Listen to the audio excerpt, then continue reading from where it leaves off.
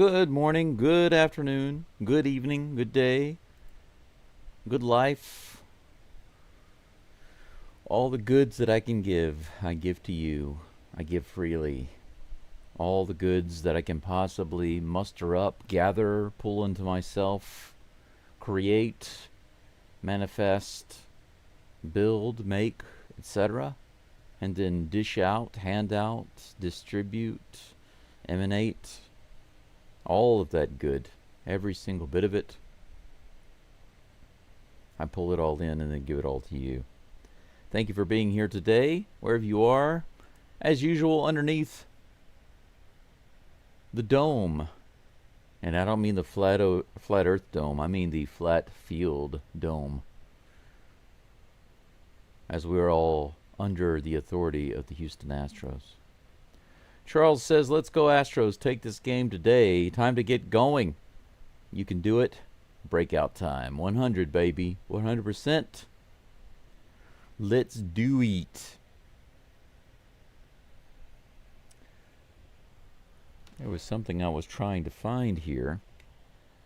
I might need my phone light to do. Aha, there it is. I found it. As soon as I turn on my phone light, I find what I'm looking for. It's a little dark in here because it is 2:03 in the morning here in Hiroshima, Japan. And even though I have my sliding door open, there's no sunlight coming out, I'd say, for at least 2.5 hours. Maybe the sun will rise around 4:30. 4:30. So that's about 2.5 hours from now. We'd be well into the game. Maybe at the end of the game, depending on how fast it goes. We'll see. Hopefully the Astros will score a bunch of quick runs and then get a bunch of quick outs, and we can end this game quickly. Just like cutting a leg off. If you're caught in a bear trap and you need to get away, you got a choice. You can stay in the bear trap and hope and pray that somebody finds you while you bleed to death, or you can just cut it off and limp home and get some help. And that's what the Astros need to do right now. They just need to cut it off. Game 1, Game 2, that series with the Orioles, it's like we're stuck in a bear trap. We need to cut that crap off and just move forward. I've got my own opinions about why things are the way they are, but I have noticed something, and I'd like to share it with you all right quick. A lot of people are saying all sorts of things when it comes to the Astros, the way they're performing right now, from podcasters to sports journalists to Astros journalists to just fans in the comment section. All sorts of people are saying all sorts of things. But what I notice that nobody is saying is actual reasons for the way the Astros are playing. Some people are saying, I'm tired of hearing about this, that's just baseball, or it's just a slump, or it's a rough patch or whatever. They're tired of hearing that, and they don't buy into that. Well, okay, that's fine, but what is their reason? Because these things happen for a reason. Everything happens for a reason. Whether you want to believe it or not, everything has a reason. Everything has a cause. Every effect, every result has a reason. It has a cause. So what is the cause of everything that's happening with the Astros right now? A lot of people are too emotional in the comments section, and they say things that are just unthinking. They're emotional, but unthinking. I don't want to use the word stupid, but they are stupid comments. They really are, because a stupid comment is said brainlessly. And I'm not saying that the people are stupid, but the comments are stupid because they're said brainlessly. And the comment is basically that this team is terrible, we can't make the playoffs, we can't do this, we can't do that. Well, that's nonsense. Several weeks ago, when the Astros were doing so much better, despite being banged up and putting together different rotation and different lineup basically every single day, going on a tear and getting ahead as much as 10 games, everybody seemed to think that we were actually amazing, because we were not only getting ahead, we were doing it without all of our main guys. and we were awesome. We were going to get there. We were going to win the division and go to the World Series, or at least into the playoffs. But now those same fans are saying a whole bunch of horrible things about how we're terrible, our offense is terrible, our defense is terrible, and there's no way we're going to make it. We're going to get destroyed. We're not going to do this. We're not going to do that. Well, this is nothing short of retarded, really. It's just unthinking. The people aren't stupid or retarded. I would never say that, and I don't believe that. But I do believe that you can think of it this way. A lot of mouths are awake, out of bed, and running, but the brain is still in bed, sleeping, or trying to wake up. That's what's going on right now. People are running off on their emotions, and I'm not going to say that I mean, I understand why it's happening. I'm not going to condone it. I'm not going to ever condone getting upset, and I don't believe that a person getting emotional and upset and calling for heads or wanting there to be some kind of big apology by the team or justification for their failures. I'm not going to condone that behavior. Some people think that you got to be really upset to be a fan or to show how much you care, but that's nonsense to people like me. Why is that? Well, because I have more important things in life than to be emotionally bent out of shape because of a baseball game or a baseball team. The Astros are my team. I wouldn't be here if they weren't my team, and if I didn't enjoy watching them, why would I be here? I wouldn't. I wouldn't care about being here. But I've been following the Astros ever since I was a wee lad. Ever since I was a little boy. Almost 50 years. And I don't know how much time I'm going to have left on this earth. Yesterday was a really difficult day for me, physically, health-wise. And it's still not really worked out yet. Those things are so much more important than anything that the Astros could ever do.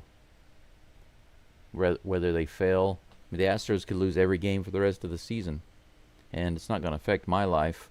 If they win out, they go to the playoffs and maybe even to the World Series and win that. That's great. That's wonderful. That's going to provide a lot of wonderful memories and feelings for me, assuming that I am around to enjoy it. But the very fact that I might not even be around to enjoy it puts life into perspective for me. And to see so many people get bent out of shape over a game and over a team that is playing at a level, even when they're bad, they're playing at a level that those people will never ever be able to reach, even as a coach. A lot of armchair quarterbacks, pardon the football pun, but everybody knows what that means, right? Armchair managers, people who think they know what's better. Okay, then. Why is nobody discussing and relaying why the Astros are having the trouble that they're having? Well, that's because they're too busy being emotional and whining and complaining about how bad they are right now. But I can tell you why the Astros are having a hard problem, and we're going to discuss that a little bit today. Charlie Morton is on the mound for the Tigers. Let's run over the lineup right quick. Jeremy Pena is starting off for the Astros today at shortstop, followed by Correa at third base and Altuve at DH. Pena is at the plate right now. Low and outside is the pitch.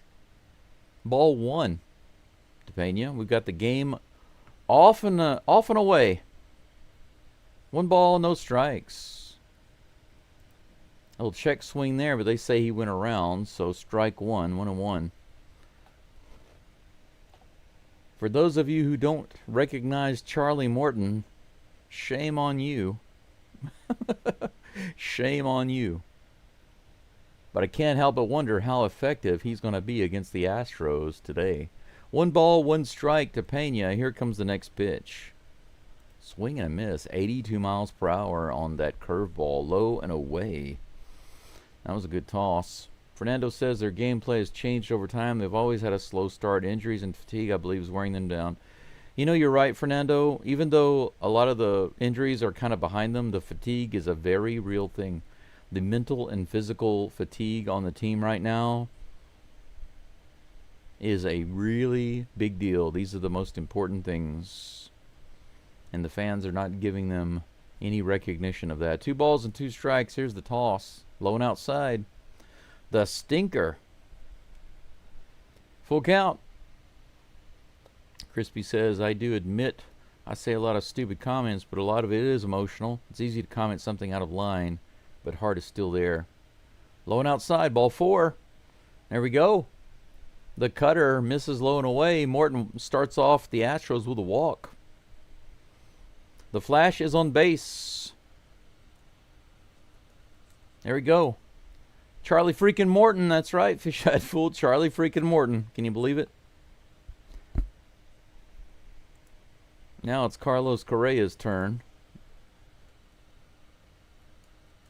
Let's do something. We got Pena on first. He grounds it to shortstop. There's not going to be a double play ball because he had to dive for it. Almost went through the hole, but he does get Jeremy at second base barely. Man, barely got it. Ibanez got Pena just by a step. Almost had an infield hit there. 1 down, Correa on first base, and that brings up Mr. Snap himself, the holder of the Infinity Glovelet. Baby-faced Jose Altuve. Altuve versus Morton. 88 miles an hour, fouled off from the top of the zone there. 0-1.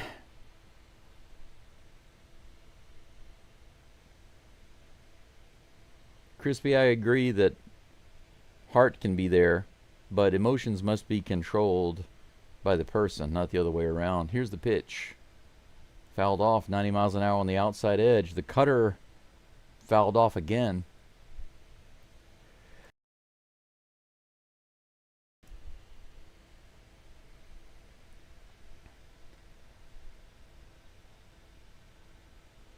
The game is so much more enjoyable when you're just calm and rational all the time. Morton steps off the mound for a moment. A little bit of a disengagement we've got. Correa on first base, 1 out. 0-2 is the count to Jose Altuve. And Altuve strikes out. Man, Altuve has struck out way too much recently. Swing and a miss on the 96 mile per hour sinker. 2 down. So we get a guy on base right off the bat, but so far nothing doing. Ground out, or rather fielder's choice, and then strikeout. Yeah, Roscoe, you're right. What are the chances the Mariners lose again today? I mean, they could. They could. I mean, they're the Mariners. They are the Submariners for a reason. Walker takes the first pitch for a ball, 1-0. He did have a blast yesterday, but it missed going out of the park by about 1 foot. Here's the toss. 88 miles an hour right in there and fouled away. The count is even. By the way, I will draw your attention to a graphic that I have on my screen. It just thanks all of my donors, my members, my one-off donators, my super chatters. Thank you all very much for the donations you've given me recently. I really appreciate it. This is hit out into right field and caught on the run. A line drive, opposite field hit. Walker a little annoyed about that. But at least you got the bat on the ball. You didn't strike out. Good for you. 4 up and 3 down. And nothing else doing for the Astros in the top of the first. We go to the bottom of the first. Another scoreless inning for the Astros. What is that, 29 now in a row? 29 innings without scoring. Hopefully we can break that in the next inning so that we do not get the big 3-0. Framber Valdez is on the mound today for the Astros. If we have another game like we did yesterday,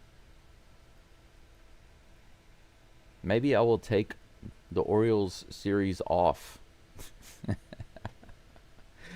No. I will tell you guys and gals this. Seriously, though. This is 100% serious. If suddenly... And the reason I'm going to say this is because of the way things were going yesterday. And I'm not going to share any details because you don't need to know any of that stuff. But it had me thinking about what would happen to the channel here.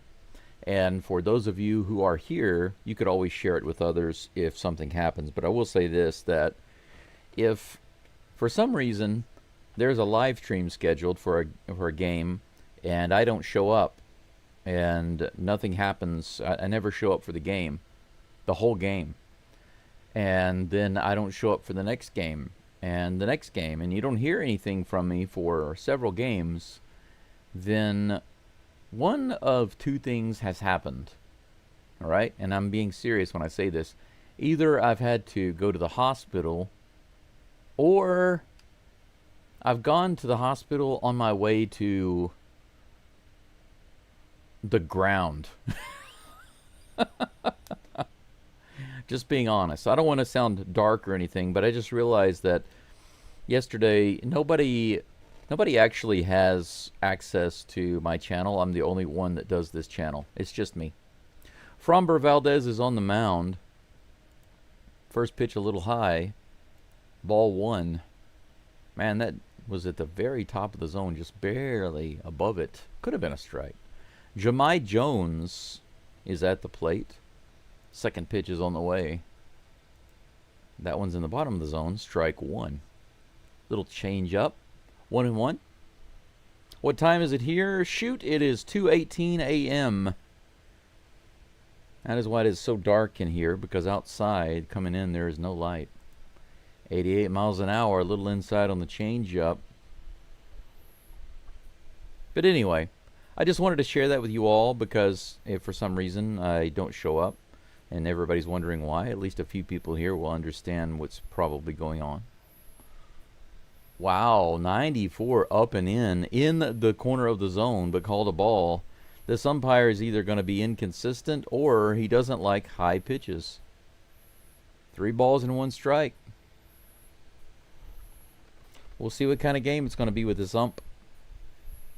Here comes the next pitch, 3-1. Too far inside, ball 4. He tried to fling the bat and he almost hit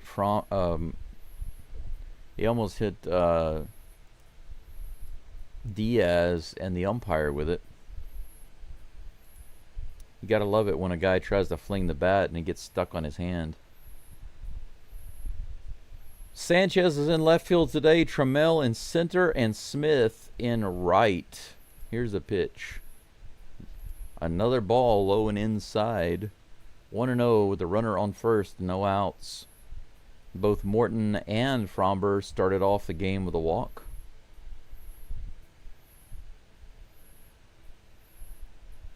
Here comes the 7th pitch of the game. That's 1-0. 94 right in there. Stinker. 1 ball, 1 strike.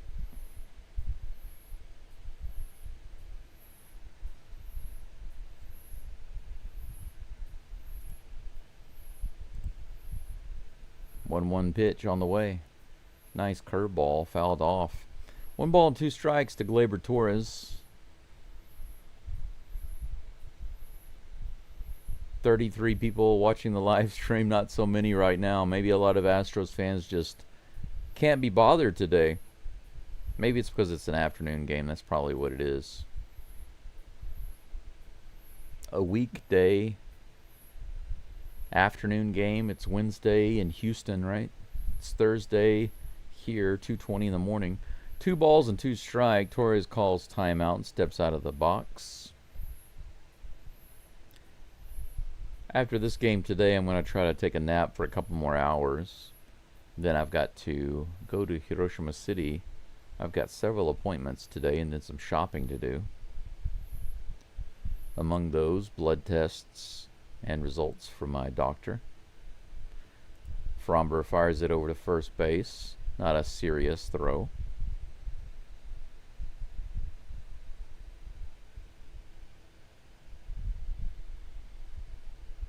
Here comes a 2-2 pitch. Curveball on the outside. It misses, and that's a full count.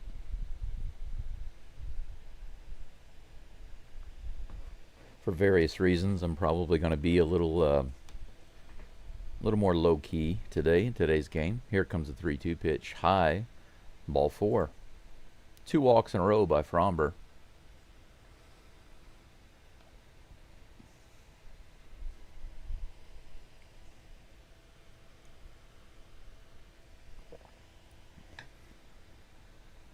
$11 pitches now for Valdez. For those of you who are at work, let's got some of this. It means thank you for your hard work. Please enjoy the game. I hope you do. 93 in the top of the zone. Strike 1 to Mr. Ibanez. Here comes the next pitch. He hits it right up the middle, and that's going to be a hit. Probably going to score a run. Jones heads around third. 1-0. So after a couple of walks, whoops, I forgot that I had my phone on my leg. Oh, that wasn't my phone. It was a flashlight. 2 walks and then a single right up the middle. Runners on first and second with no outs. Fromber already in a little jam, and they're having a meeting on the mound.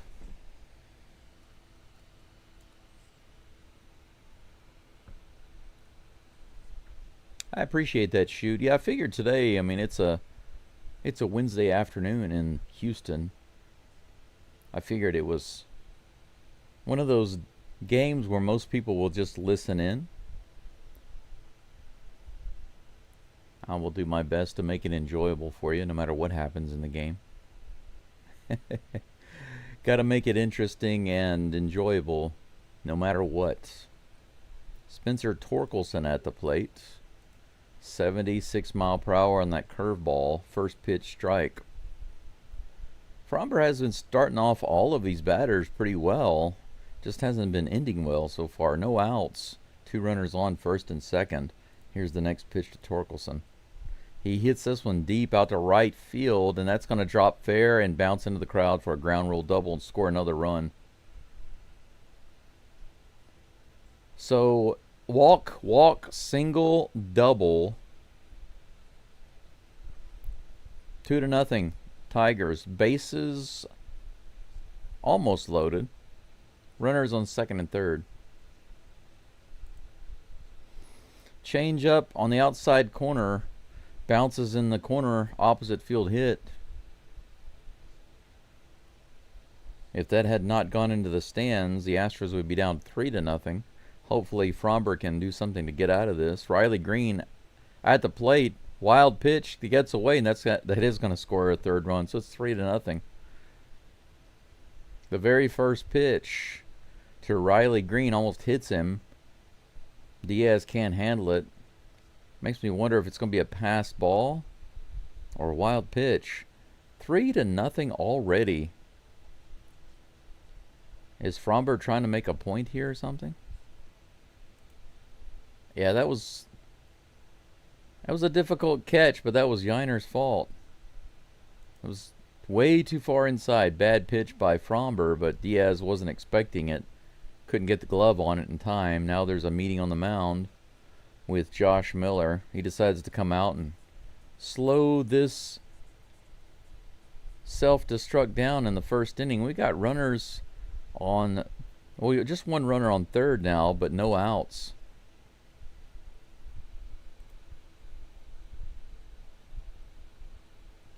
Yeah, you're right, Shoot. This month has been brutal, and I think I know the reasons why. I'm 99.99% sure I know the reasons why.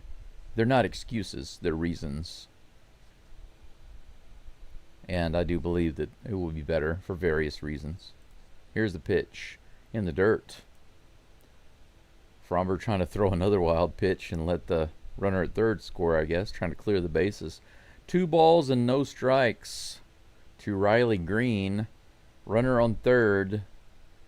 No outs. Here comes the next toss.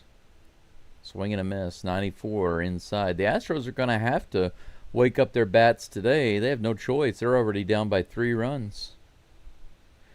I'm not going to have anybody viewing this game today, not unless the Astros come back.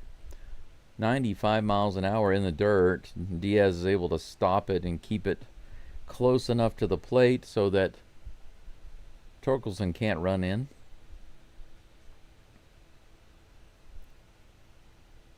Three balls and one strike to Green. Pitch number 20 coming from Valdez. Swing and a miss. Full count. The changeup down low. Here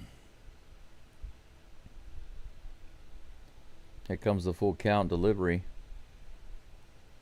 Fouls it off. The stinker. I did a little bit of research about historical teams who basically imploded during this time of the year and came back to win the World Series. Among those came up the Cardinals. Here's the pitch. 94, literally in the top of the zone, called a ball 4. Another walk. This umpire is not liking the high pitches. Look at this. It's in there. It's literally in there. Even if the ball is completely in the top of the zone, the umpire is not calling it. That's 3 walks. Runners on the corners, no outs. Not a single out after 22 pitches. Dylan Dingler comes to the plate. Here's the toss. That's another wild pitch in the dirt. That's going to score another run. 4-0.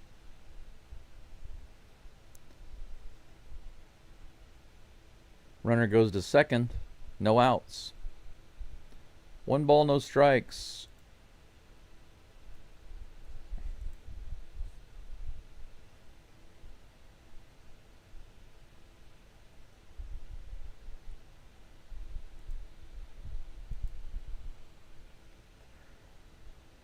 Yeah, right now the umps. You're right about the umps, but right now we're just shooting ourselves in the foot.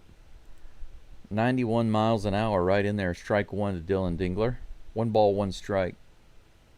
I'll tell you what, Fromber is taking this game away from the Astros. That's for sure.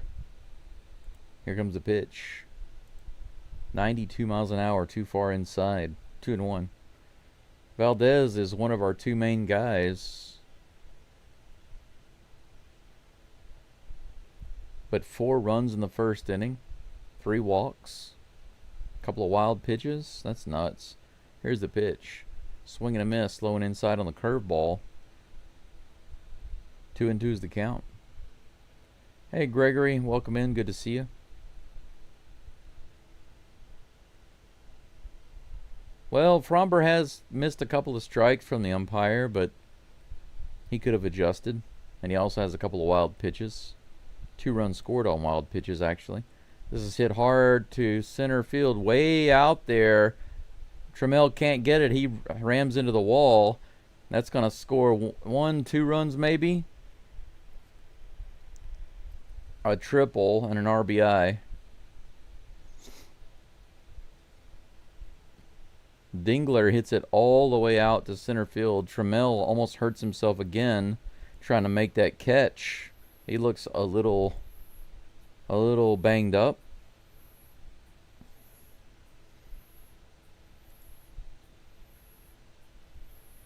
Off his glove.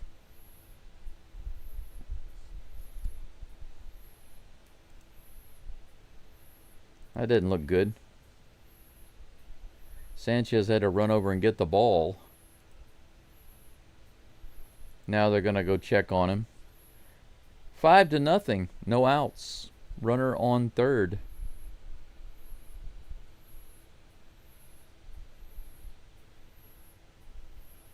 Jim Bob, you need to come up with some new material because it's the exact same thing you said last time. I think I put you in timeout before, but I might just remove you from the channel completely unless you can come up with something positive to say instead of just coming in here dropping rude comments.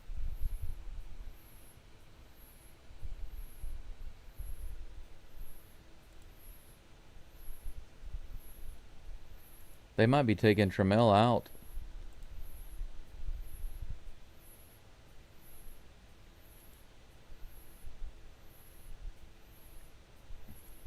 Tramel's having a hard time walking off the field.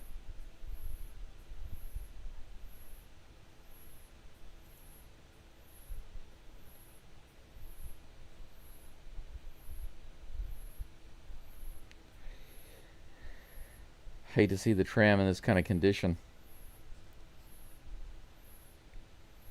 Sanchez and the trainer had to come out, but he looks like he's really hurting. He's having a hard time walking right now. I can't tell if he's just in pain or if he's wanting to throw up. Yeah, look at that. Yeah, it looks like he's wanting to throw up. Yeah, poor Tram. Don't want to see that for anybody, but especially for one of our players. He is really not looking good right now. He's quickly feeling worse and worse. They might have to get the cart out there to get him. Yeah, they got the gate open. Looks like they're going to bring a cart out there to grab him.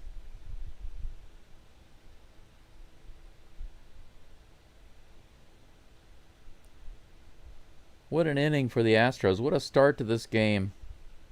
You know what? This first inning kind of sums up a lot of what the Astros have had to face this year, you know.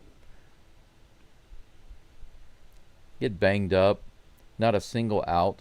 5 runs on the board. And a player seriously injured.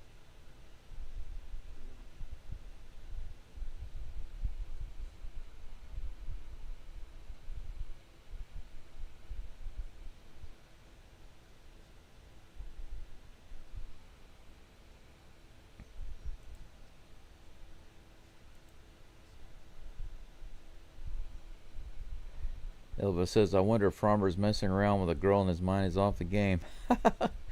It's possible. Maybe that's why he doesn't do too well in the daytime games. He's usually asleep. Sleeping off all those nights. Those late night clubbing. He pitches, enjoys himself with his gold chains. Goes and gets his hair styled, goes out on the town. They got Trammell on the back of the cart.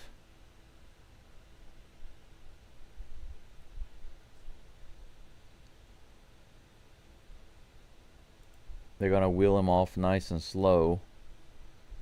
The crowd gives him a little bit of a cheer. It seems that Jacob Melton is going to replace Trammell. Makes sense if they want to replace lefty with lefty. Even though Melton is not the epitome of amazing left-handed batter.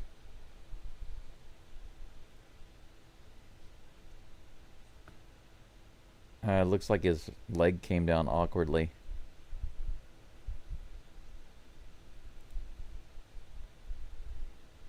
They're trying to speculate about how he got hurt there. We know after that awkward fall in the previous game. Yeah, this one right here, this play right here. Yeah, that right there is probably what's coming back to haunt him.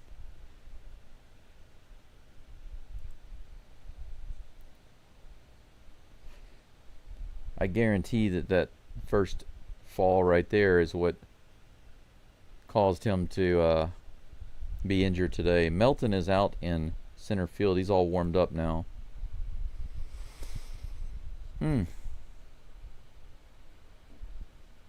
Shoot says, man, do they need Alvarez back? He may still instill some confidence in this team. You're right. He definitely will.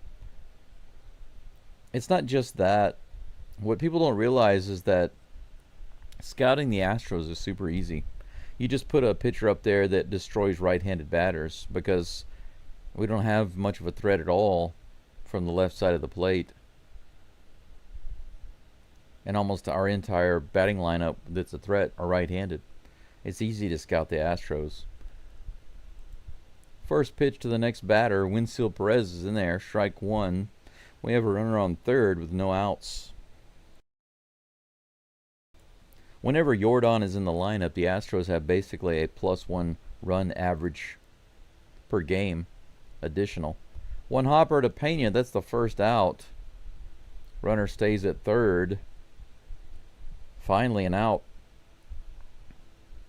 Good play by Pena.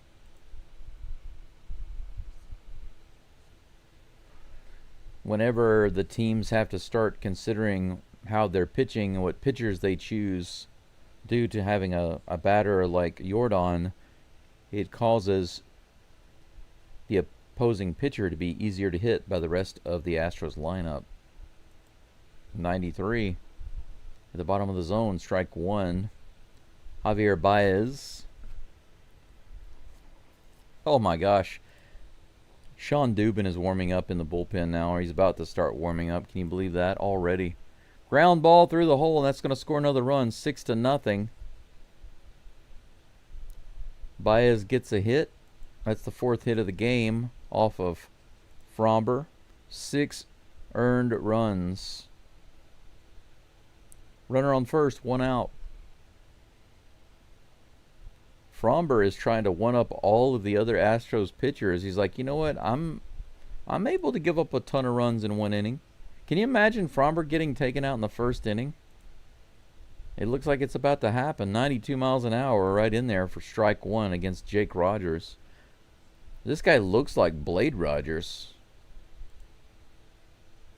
He looks like more of a Blade Rogers than Melton does. This is line drive to Pena. Dubon over to first. How about that? A double play. We finally get a classic Fromber double play, but not before he throws 32 pitches and gives up 6 runs.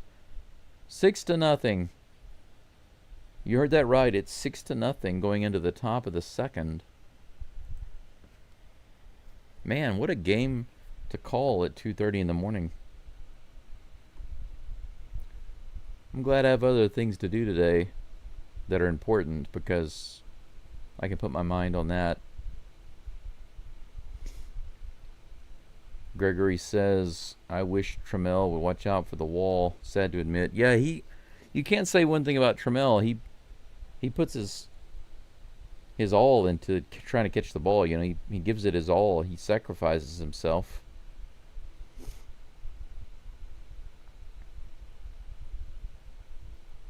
Yeah, I hope so too, Gregory. I hope this will also wake up the Astros bats. It may not matter. But, you know, here's the thing, though. I wanted to tell you all that I did some research to come up with 5 teams in the last couple of decades who have had a complete breakdown and implosion and seemingly total falling apart, and then suddenly, and I mean on defense and offense, a complete falling apart, a loss of first place, and then coming back to go into either deep into the playoffs or win the World Series, and came up with 5 really good examples. The worst of those examples was the Dodgers in 2017 when they played the Astros.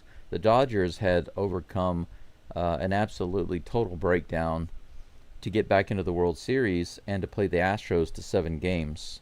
So they were no joke that year. The Astros obviously won, but the Dodgers were a great team. However, they struggled and they fell apart, and their offense and their defense both struggled. But there were 4 other teams that I saw that had completely been destroyed. Sanchez is at the plate facing Morton. Takes that first pitch for strike one. But the most interesting of those was the St. Louis Cardinals. The Cardinals didn't even win 90 games. Their wins were in the 80s, and they went to the World Series and won. They were completely counted out, and they snuck into the playoffs and then wound up winning the World Series. It was nuts. 81 miles an hour right in there, strike 2. The way the Astros are positioned right now and what they're doing, what they're going through, is nothing new to baseball or other MLB teams. 94 above the zone. So when people say, you can't just say it's the ebb and flow of baseball, or it's a rough patch, or that's just baseball. You can't just say that. Yes, you can, because it's true. You can say that. Here's the 1-2 pitch. A little high and outside. The count is even, 2-2. 96 miles per hour, missing that. The umpire is not liking the top of the zone so much right now. At least he's calling it both ways so far. Here's the pitch. Ah, why did you swing at that, Mr. Sanchez? Devil curve. Inside and low. He strikes out. Big swing and a miss. He hacked at it. 1 down. Yainer Diaz comes to the plate.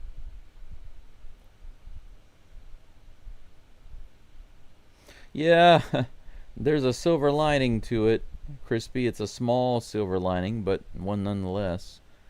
92 at the bottom of the zone, strike 1.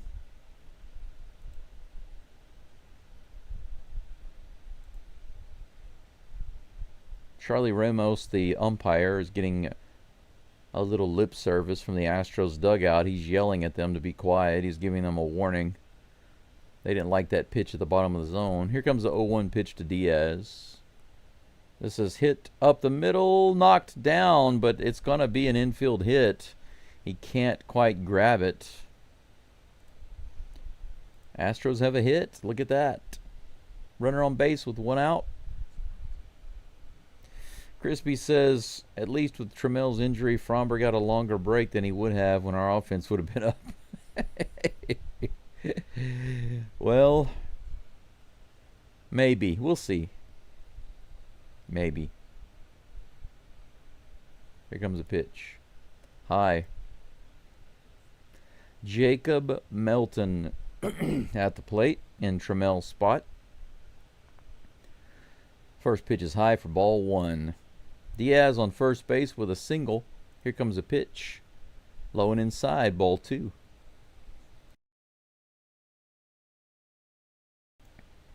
I believe that the Astros aren't going to improve until people in Houston calm down and just accept the situation. Then they'll start doing better. That's what I think. Low and inside, ball 3. 3-0. Hey, the Phillies are winning 2-1. Good. Like I said yesterday, if the Astros are going to get destroyed for a little while, might as well do it while the Mariners are losing. 93 right in there. He takes that one for strike 1. 3-1 is the count.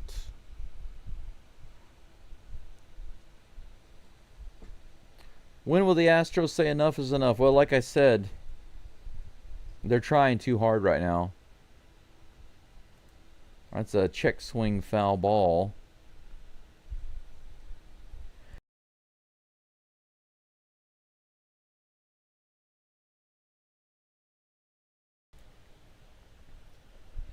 They're saying that that was not a foul ball, so they might want to challenge.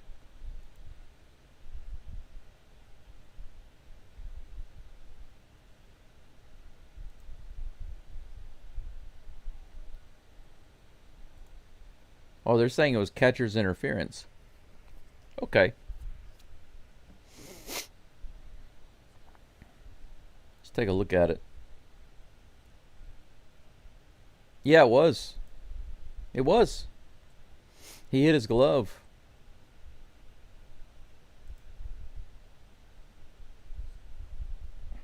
Yep. That was catcher's interference for sure. And the ball never hit the bat. They called it a foul ball. Yep, they just sent him to first base. There we go. Melton goes to first. It was catcher's interference. Melton goes to first base. Houston retains their challenge. Runners on first and second with 1 out. Got a little something cooking. Warming up the stove, getting the water boiling.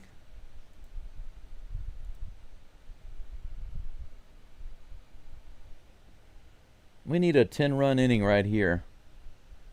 Can Fromber still get a victory with 6 runs on the board? That'd be hilarious. Up and in. Doobie at the plate. 1 ball, no strikes.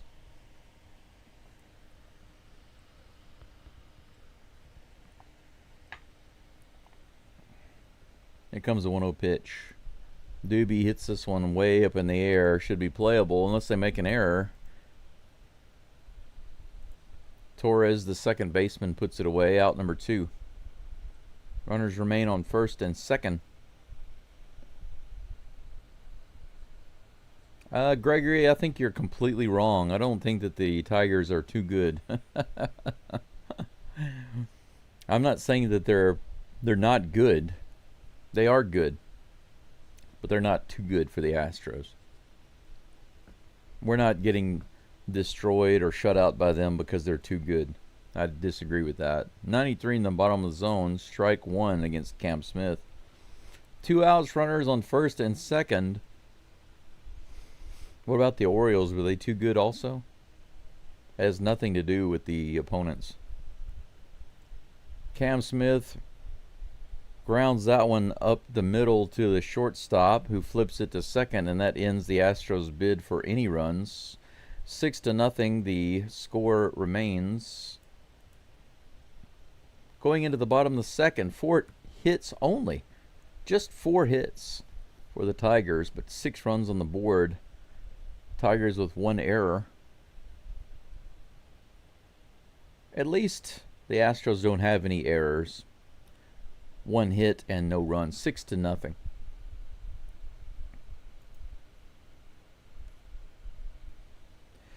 Anyway, for those of you who have never done this, and I would guess that none of you ever have, because it's just not something that most people do, but I decided to do it because of what's happening with the Astros recently.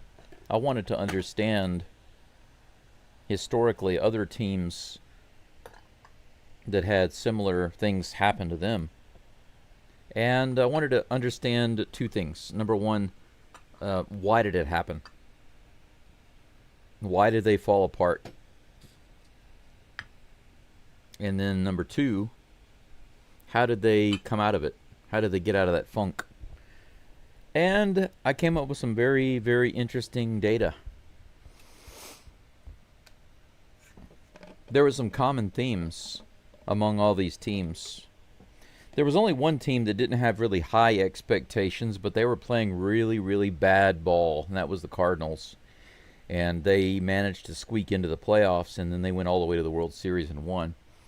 But if you look at the other 4 teams that I studied, the ones who either went all the way to the World Series and played 7 games like the Dodgers in 2017, or the other 3 teams that went all the way to the World Series and won, despite having a complete breakdown and even losing the division lead at one point, just like the Astros are playing right now, literally with injuries, terrible pitching, terrible batting.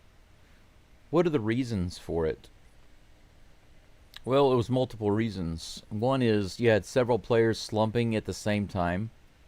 You had some injuries, and you had some players who were coming back from injuries, and you had overtaxed bullpen and relievers and pitchers.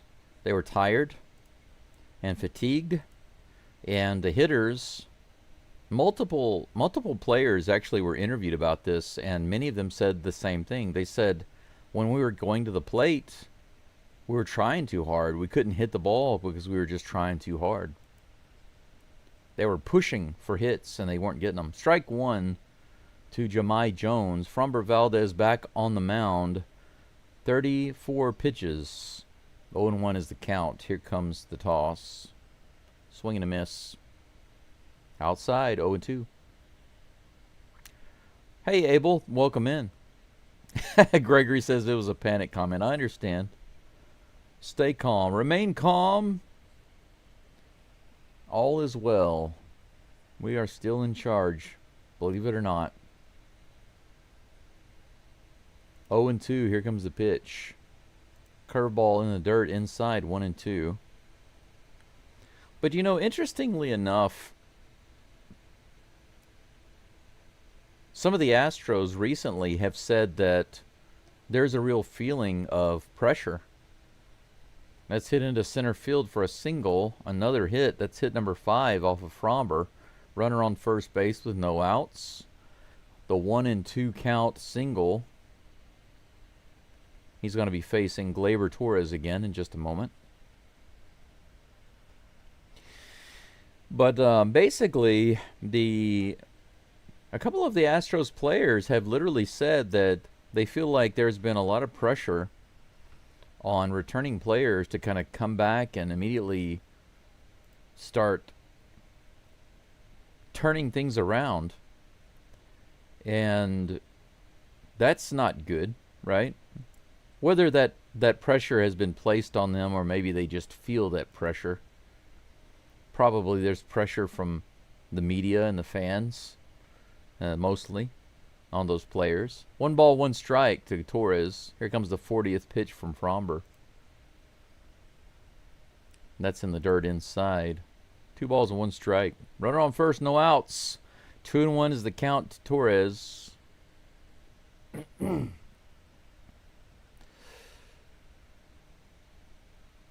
But with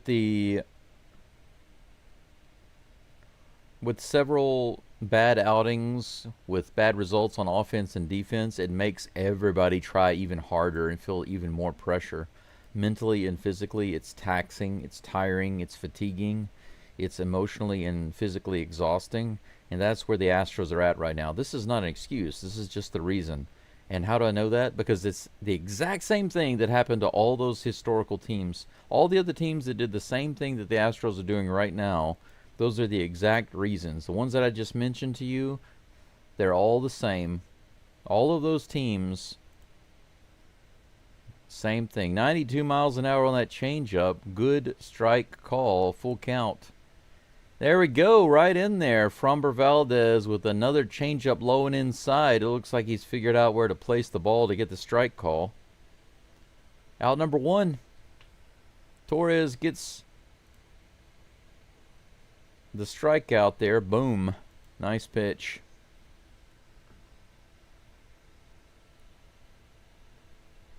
Right. Everybody has put these high expectations on them,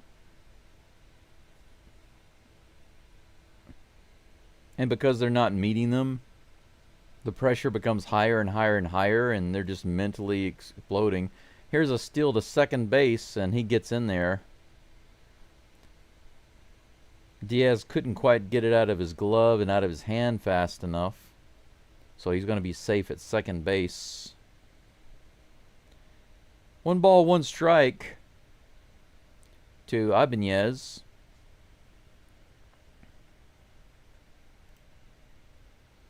Good jump. Ground ball to second base. Dubon throws it over to first, and that's out number 2. Jones advances to third base.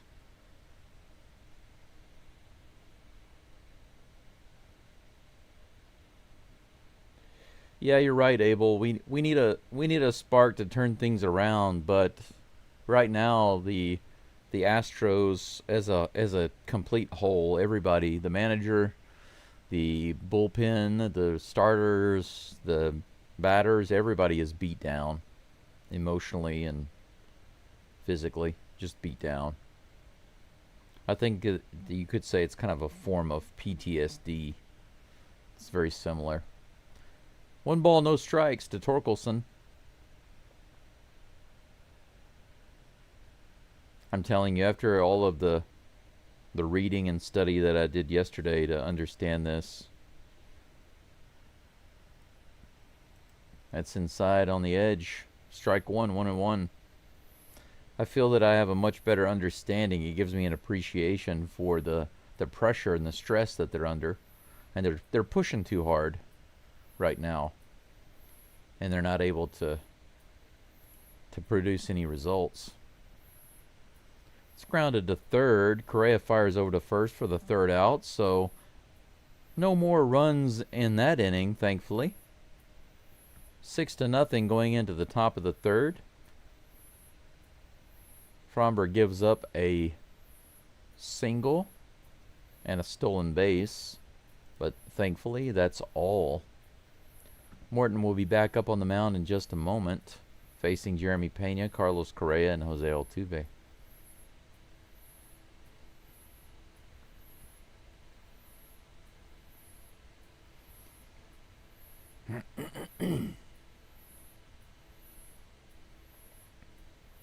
Abel, are you going to the minor league game? That's pretty cool.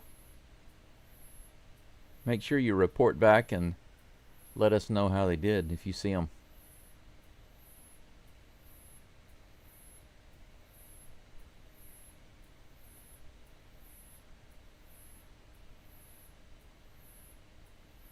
Crispy, I want you to go back and read what you just said, because there are a lot of problems with what you just said.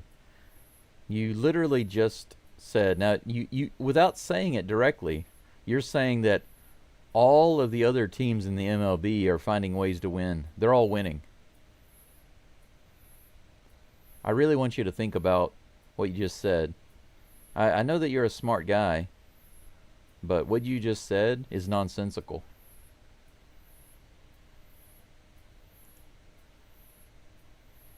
First of all, I never said that the Astros were tired. I never said that. I never said they were tired. I said they were fatigued. There's a difference. And I never said it only applies to them. You're putting words in my mouth. Please don't do that. You said that all other teams in the MLB play the same amount of games and they can find a way to win. You literally said that all of their teams in the MLB are winning. How is that possible? How is it possible that all of the other teams in the MLB are winning? Are the Mariners winning right now? Doesn't seem to be so. Pena hits a very first pitch out into left field all the way to the wall. Look at that. It's going to be a double for the Flash. Nice quiet hit on the very first pitch. Look at that. Yeah, it came out wrong because you're being emotional and you're not thinking about what you're saying. But you're talking to a guy who has a lot of reflection before he says anything. So if you're going to speak with me about stuff like that, you need to reflect before you speak. Please do that. Have a little more respect for me in the chat. Correa at the plate takes the first pitch outside and low. Pena on second base. Flash on second. South Korea at the plate. 94 right in the middle of the zone. Ball one. I'm sorry, strike one. I meant to say 1 ball, 1 strike. Pena power indeed. Corpus Christi hooks. Hook 'em. Do they say hook 'em? The Corpus Christi hooks. Did they say that? Ball 2. 2-1 to Correa.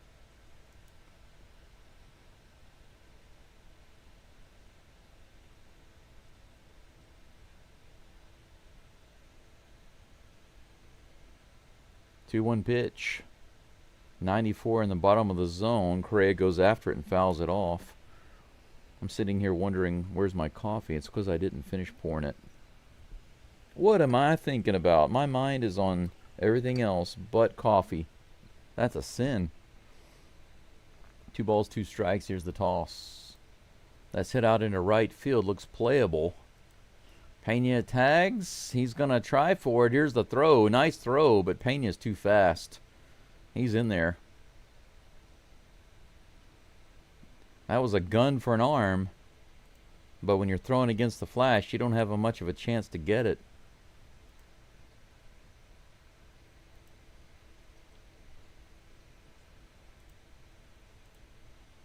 Jose Altuve comes to the plate with Pena on third base and 1 out. This is a good opportunity to chop into this big old lead.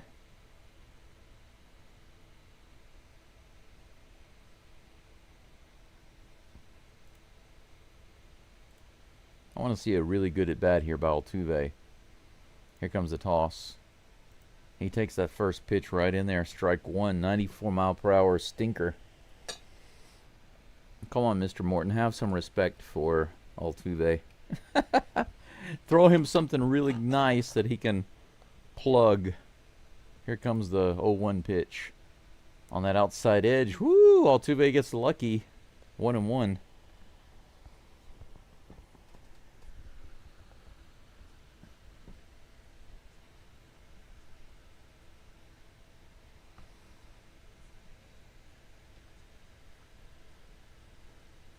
Here comes the next pitch. Altuve hits that one high in the air. The shortstop is back to grab it, and he puts it away. Altuve flies out to the shortstop. They throw it in. Pena stays on third. 2 away.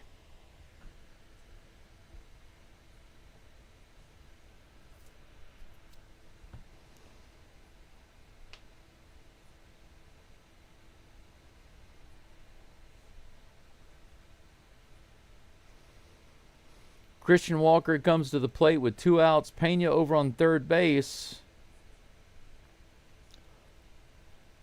2 hits for the Astros so far. A third hit right here would be nice.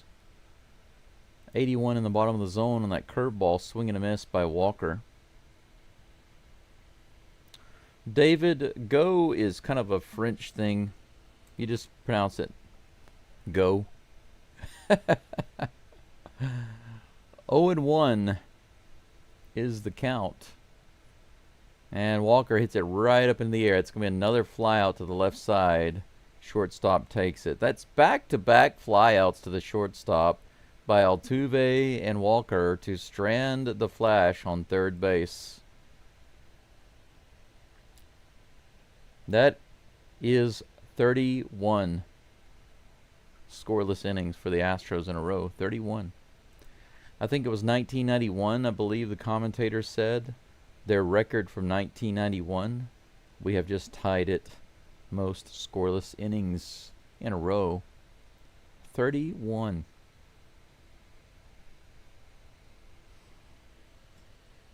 Pretty amazing. And by the way, David, you're welcome. Thank you so much for being here. I know it's a difficult game to listen in. If you are an Astros fan, then it's a difficult game to listen to. Nobody wants to nobody wants to follow a game like this when their team gives up 6 runs in the first inning, right? The good thing is that we have a lot of innings left to try to chip away and come back and get the game. Whether or not we do that or not is debatable. We can't know that. But it's okay. Let's just do our best to relax.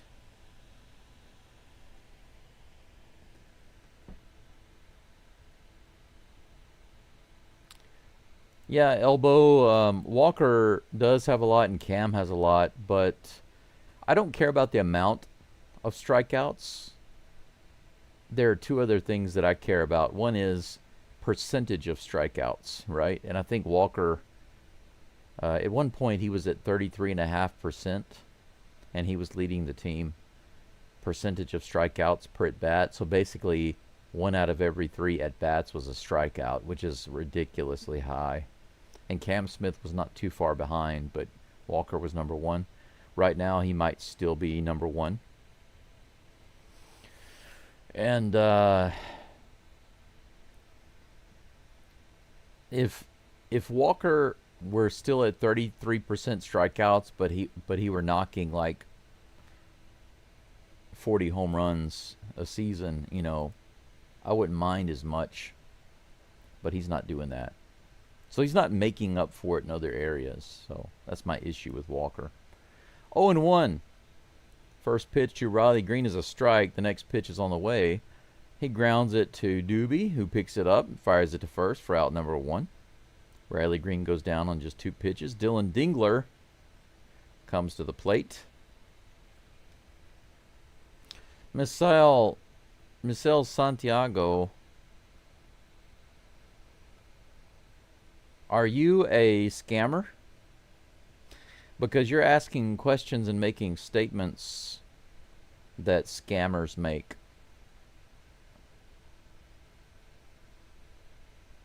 Here comes the pitch. 88 miles an hour outside to Dingler. 1-0 is the count. You like my shirt, huh?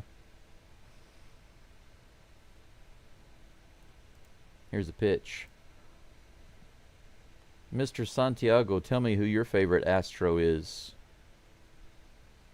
Do you even like the Astros? Who's your favorite player, and tell me why. 1 ball, 1 strike to Dingler. 1 out, nobody on.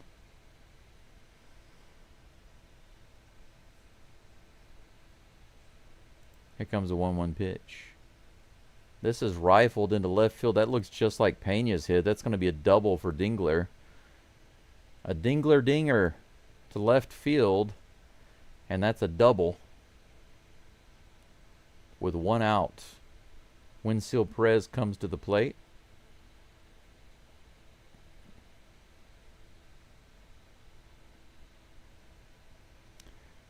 Yeah, I have a chat bot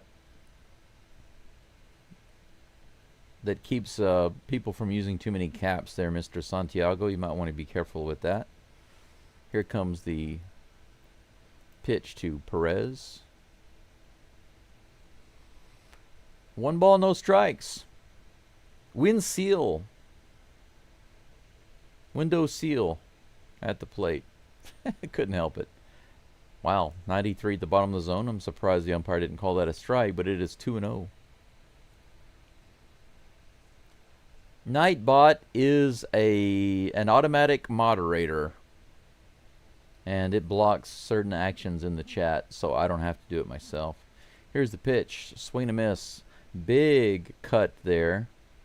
Nothing doing by Mr. Window Seal. 2 balls and 1 strike. 58th pitch of the game for Fromber. Too far inside. 3-1. Only 1 out here in the bottom of the 3rd. And Valdez is about to throw his 59th pitch. And here comes the 3-1. It's in the air, hit to left field. Sanchez is underneath it. He puts it away. Runner will not tag. Out number 2.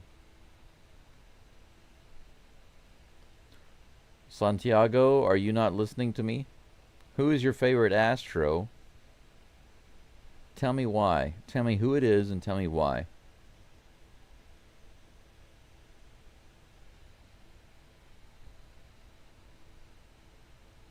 Because I'm about 85% sure I'm going to ban you from my channel. Here's the pitch.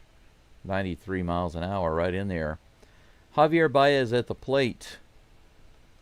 0-1 is the count. 60 pitches for Valdez. Here comes the next one. Fouled off. 0-2.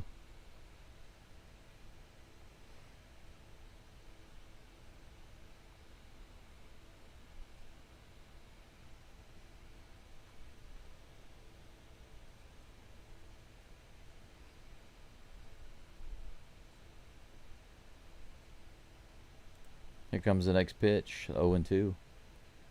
This is hit center field. It's going to be down for a hit. They're going to wave him around. Here's the throw. Is it in time? No. And that's going to be run number 7. Melton doesn't have a cannon for an arm. And Baez will get to second base with that throw to home plate.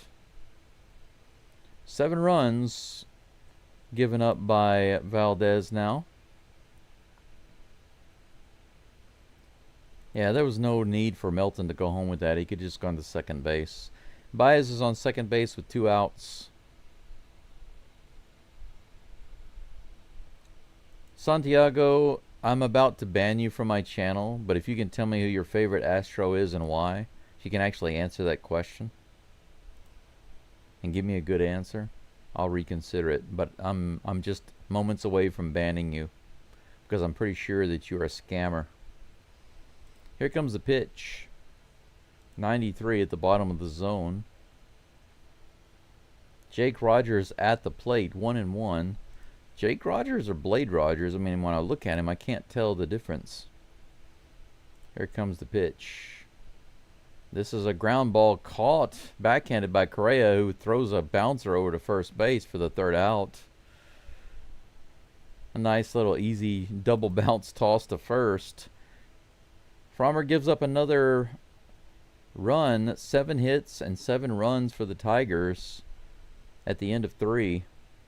Fromber having a terrible day. 65 pitches in 3 innings. 7 hits and 7 runs. Astros with 2 hits, no runs. Top of the 4th coming up. Jesus Sanchez. On the mound is Charlie Morton. Morton, after 3 innings, is only up to 40 pitches. Pitch count is much more acceptable than Valdez. Yonder Diaz on deck, followed by Jacob Melton. Gregory, thank you so much. That's very kind. Santiago, this is my last time. I'm serious. Tell me who your favorite Astro is, and tell me why. Give me a good answer, and I'll reconsider blocking you. But if you don't answer my question in your next statement, you're gone. Gregory, thank you so much.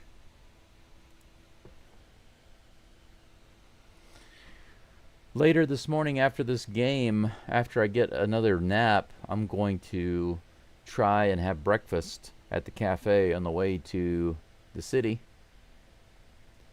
And that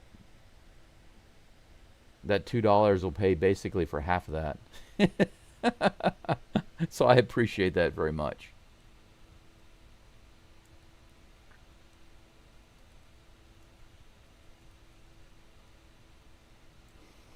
Altuve, yes, he's good at batting.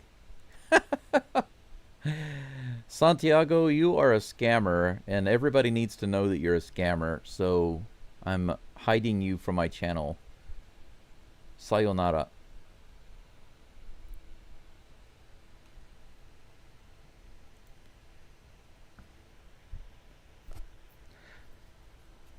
By the way, anybody who gets a message from that guy, be sure to be careful, because this guy, Misael Santiago, he's a scammer. 100%. Just letting you know. I'm just warning you. Be on the lookout, because people like that like to send questions. They'll ask you who your favorite player is, or if you think that the Astros are going to win the game. These are the same 2 questions that they use over and over and over again. I don't know why, but they just can't really change up their questions. They're probably from India.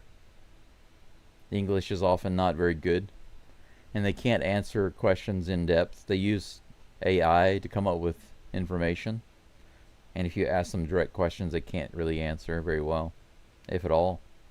1 ball, 1 strike to Sanchez. He fouls this one off. 93 right in the zone. 1 ball, 2 strikes.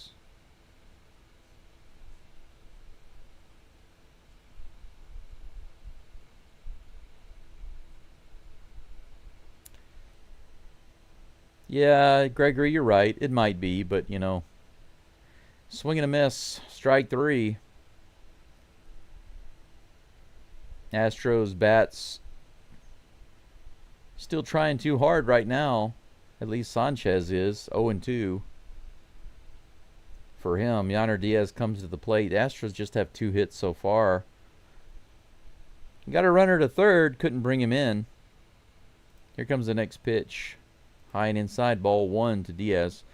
Still Viper says, I'm at work, was checking in, and this was not the score I wanted to see. Amen to that. Fromber just has been completely destroyed this game. He looked pretty good in the second, though. Here comes the 1-0 pitch to Diaz. Below the zone. 2-0. But still Viper, we did have a scammer in the chat. So there was a little action, at least here on the channel. Here comes the 2-0 pitch. Below the zone again. 3-0 to Diaz. Looks like he's trying to get it in there, but Morton is missing. Maybe he falls apart right here after the first 3 innings. Maybe he falls apart and the Astros just start destroying him. Let's make it a game, high-scoring game. Outside. That could have been a strike on the outside edge, but the umpire didn't like it. 4-pitch walk by Morton. Diaz is on first with 1 out. It would be awesome if this turned into a batting game, right? Like a 12-13 game. That'd be awesome. I wouldn't mind that at all. Even if the Astros lost, it'd be nice to see them actually racking up some runs. Do something, right? Here comes the pitch. Jacob Melton at the plate. The curveball right in there for strike 1.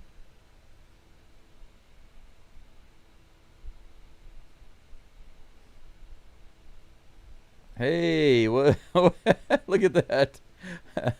Thanks, Gregory. I appreciate that. This is hit really hard out to right field. Oh, it's going to be shy of the wall. It's on the warning track. Melton gave it a ride. Man. Blade Rogers almost, but almost isn't good enough. Out number 2. Diaz stays on first base.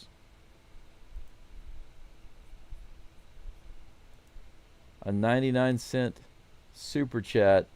According to my data, Gregory, that is your 5th super chat on a live stream.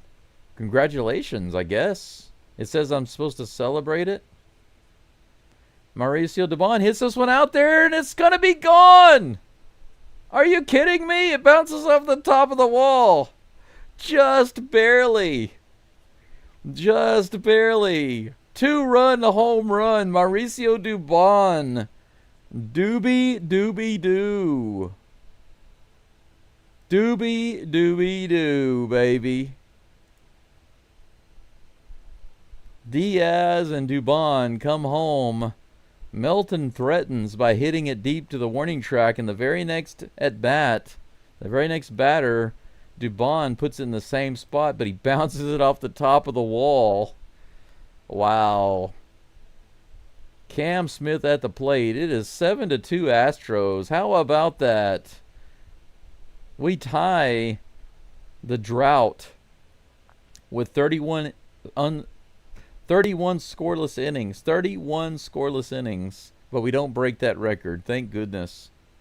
Next pitch to Cam Smith is a strike in the bottom of the zone. 1-1.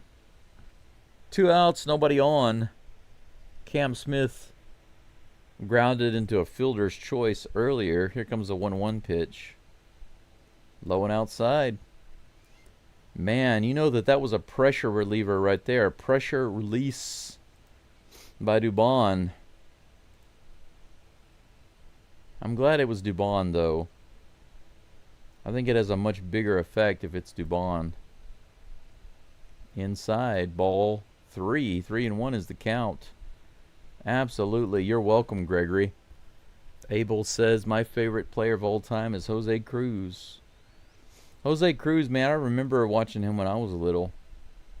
87 right in there. Strike 2. Full count. Before Jose Altuve, my favorite player for the longest time was Glenn Davis, the big bopper. But Altuve just completely won me over. How could he not? Strike 3 on the inside. 80 miles an hour on the inside edge. Cam thought he might have a walk, but the umpire rung him up. That's Doobie's homer.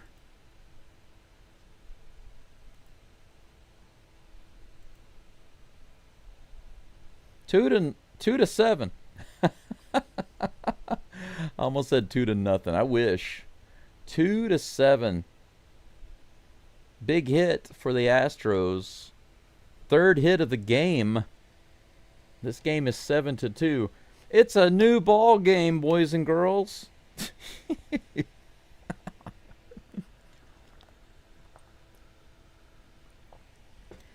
We go from being down 7-2 to being down 5-0, basically.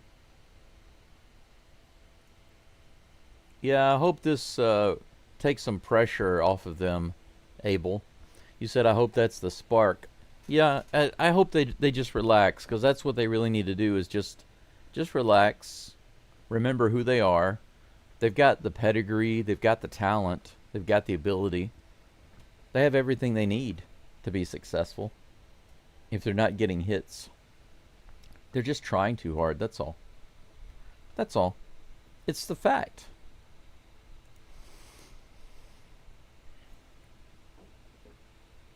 Fernando says those splits at first were fun to watch.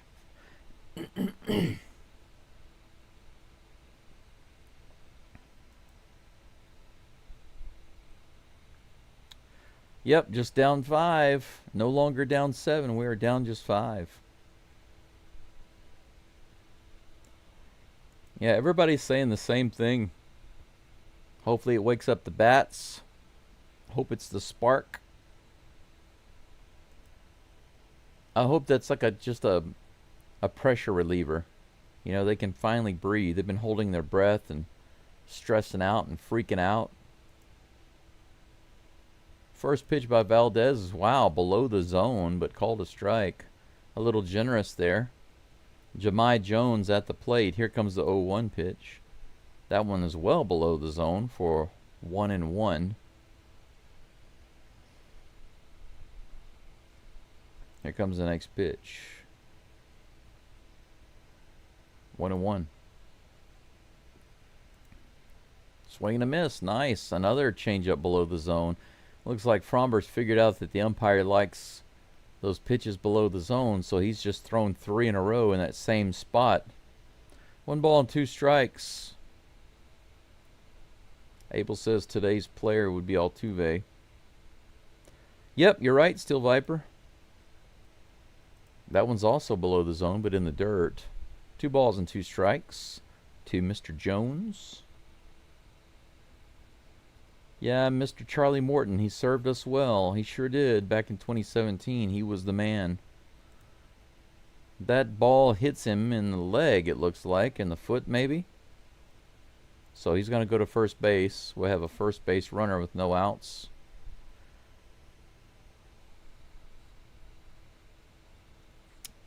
Angel, that's right. Not only men of culture, but faithful men of culture. That's right. Even when the world around us changes or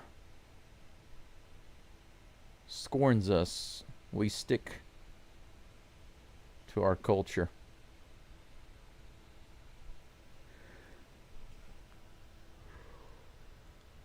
Gleyber Torres at the plate with a walk and a strikeout so far. 70 pitches for Valdez. High and outside, ball 1.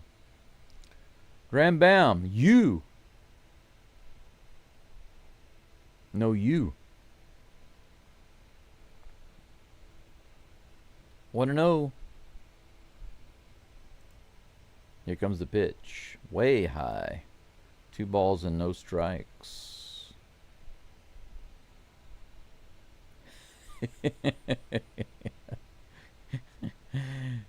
Yup.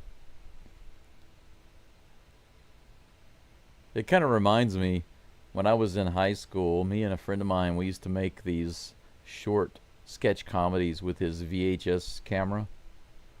And we had one called You Stupid. 90 miles an hour in the top corner, inside corner. 2 balls, 1 strike. Whenever I saw you, it reminded me of that. Because that's how he started it off. You stupid. And the other one would say, how dare you? It was nonsense. But what do you expect from a couple of high school kids making sketch comedy with a VHS camera? I wish I had all those videos. They were hilarious. Probably would laugh at them even harder right now. A little swing and a foul. 2 balls and 2 strikes to Torres. Runner on first base, no outs. Here comes the next pitch.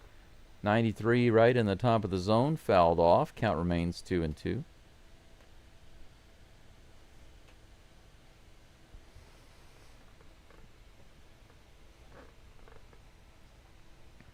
Come on, Astros. Come on, Valdezos. Here comes the 2-2 pitch. Fouled back on the changeup. Count remains 2-2. I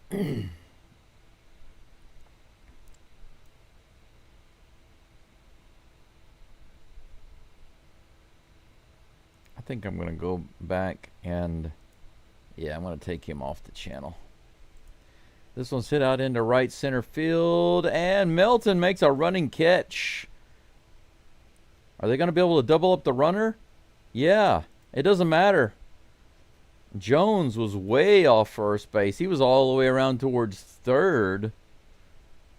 How about that? Melton made a good play there. This ball was hit out into right center opposite field. Melton had a long way to go. He almost fell down putting on the brakes. Take a look at this. After he makes the catch, he slips on the dirt right there. But Jones was all the way around to third. He thought for sure, you are a bad base runner, my friend. He thought for sure that he was going to be able to score on that one.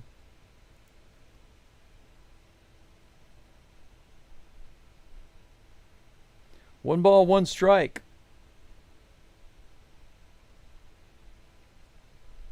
Here comes the next pitch.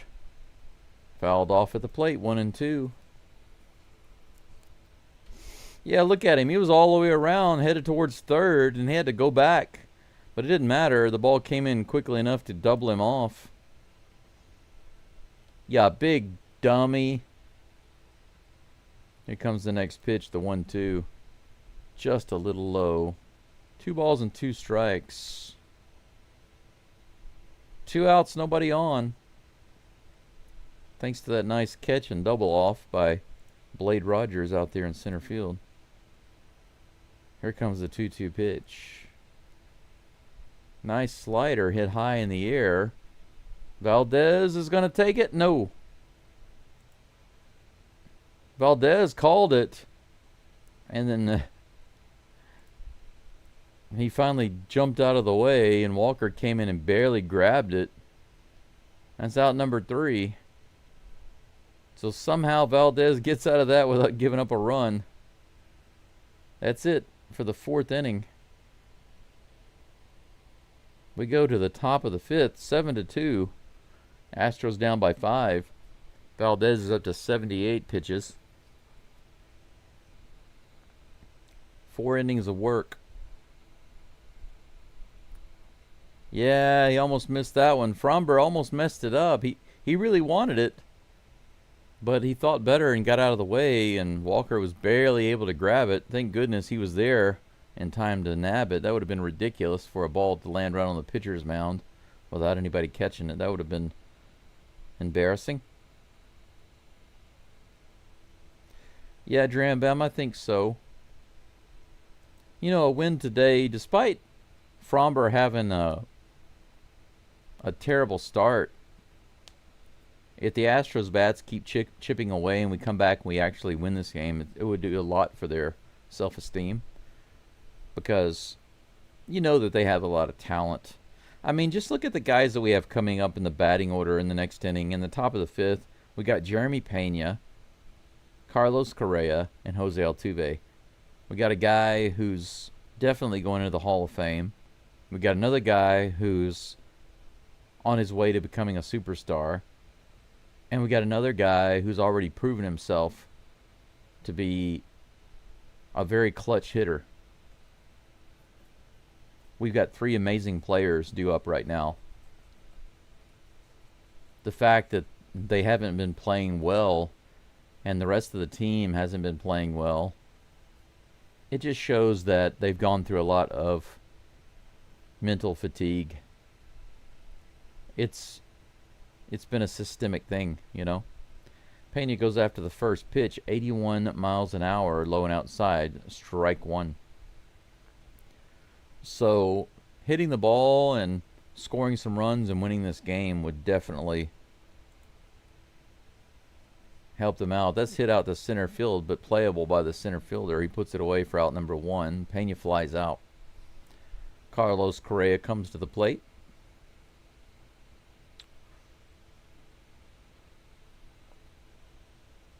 Hey, Viper. Good. Hanging out for lunch. It's 3:31 in the morning here. Here's the first pitch to Correa. He blasts that one out into the crowd on the first base side into the upper deck. Strike 1. 0-1. Here comes a pitch from Morton. Low and inside, check swing. 1-1.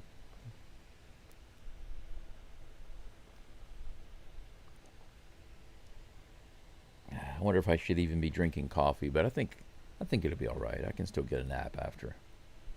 way outside. 2 balls and 1 strike. 1 out, nobody on for Correa. Astros 2, Tigers 7 here in the top of the 5th.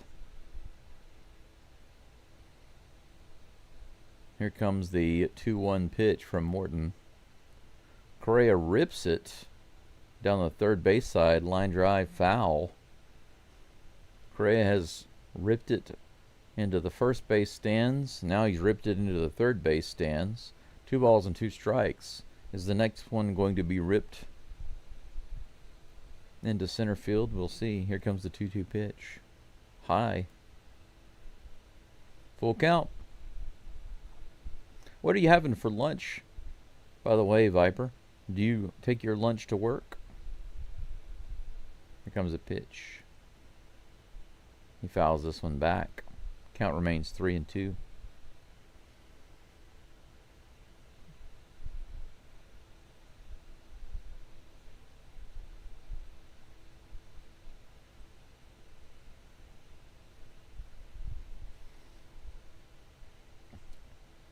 Crispy Cam has just been mediocre recently.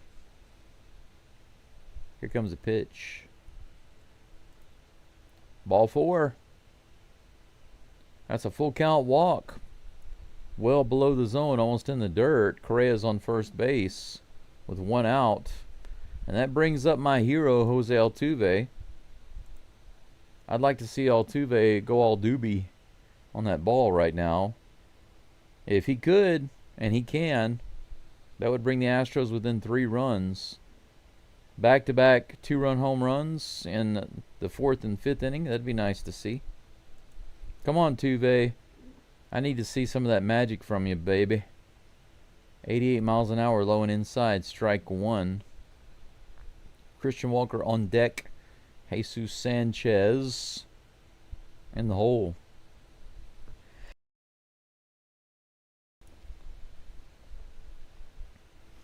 Here comes the 0-1 pitch. Altuve fouls that one off. Inside changeup.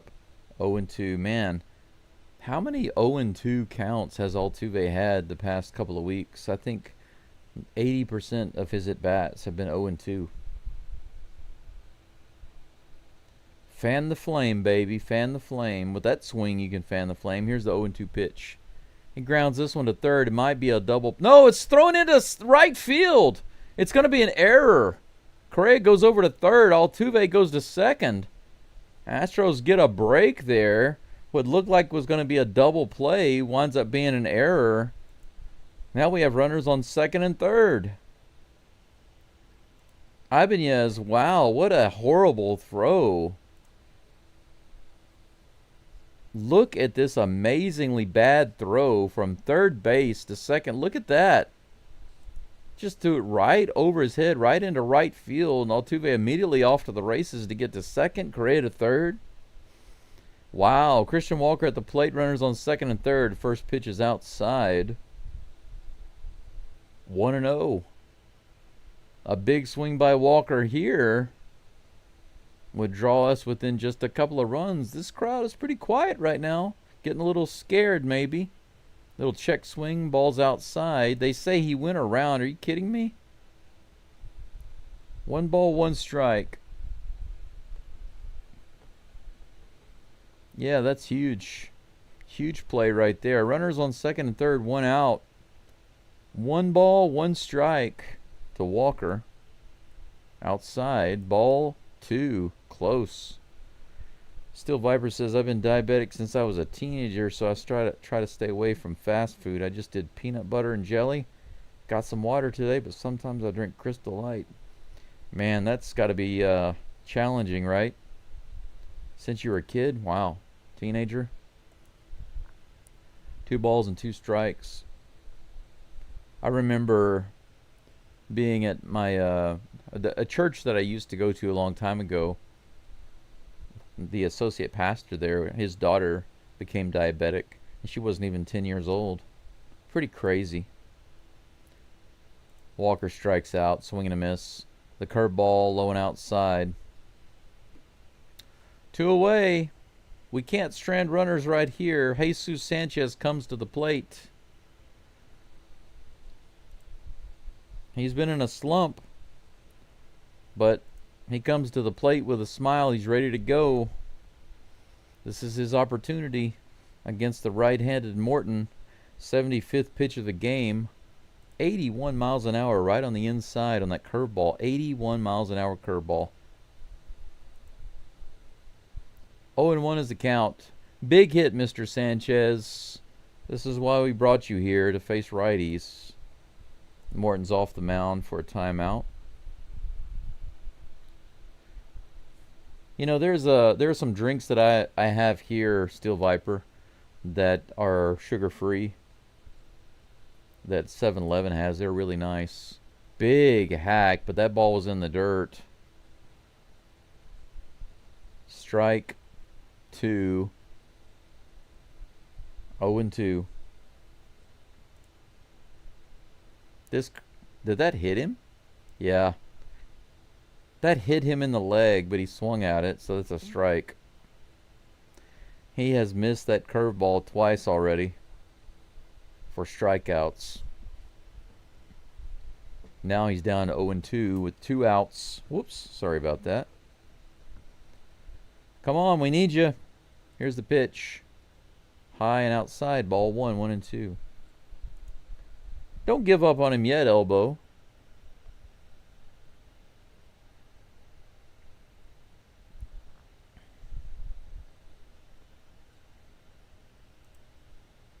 Here comes a 1-2. Strike 3 on the curveball.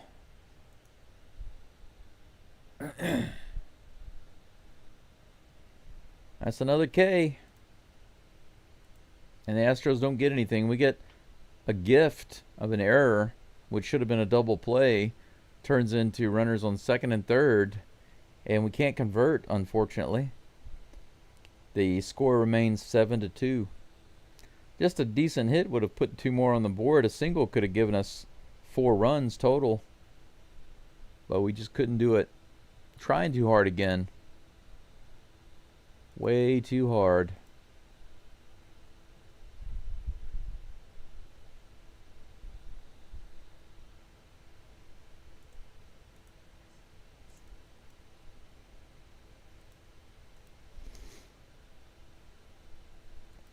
It looks like the Pirates are beating the Blue Jays 2-1.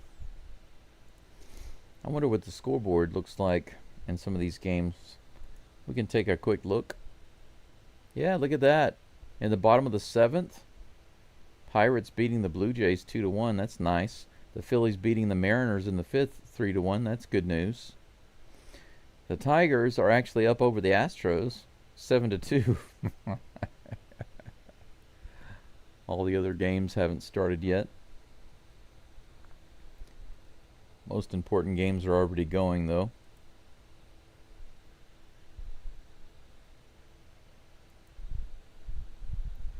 Viper says, I was a really skinny kid, too, and it doesn't run in my family, so I just had some bad luck there. Been a diabetic so long, I'm used to dealing with it. I'm 41 now. I understand that. I wouldn't say that I'm used to my condition because I never know the way I'm going to feel from day to day, or what the symptoms are going to be from day to day, or what I have to do to adjust, or what I'm going to be able to do, or where I'm going to be able to go, or if I'm going to be able to sleep or not, or if I'm going to be on the verge of death or feeling like very energetic. It really is up and down, and the amount of symptoms that I get and how they come and go and change.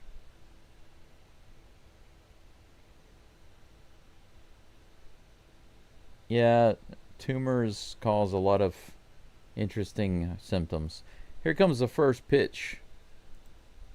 Right in the bottom of the zone. Framber Valdez still in the game. That's his 84th pitch?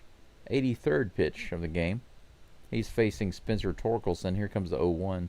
Below the zone. 1-1. But I've been dealing with this for just a few years. Here comes the next pitch. Barely misses, low and outside. 2-1.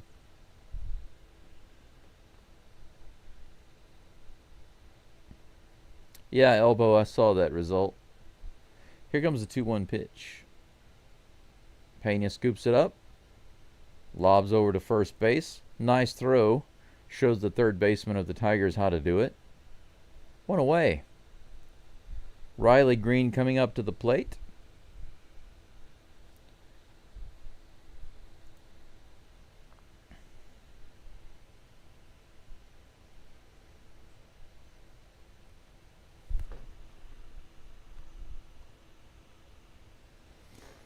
Here comes the first pitch to Green. A little below the zone. Fromber's got the right idea, though, now. Throwing the pitches below the zone. I wish he'd been able to have this control to do that in the first inning. 1-0. Here comes the pitch. There we go. Another one at the bottom of the zone. Swing and a miss on the sinker. 1-1.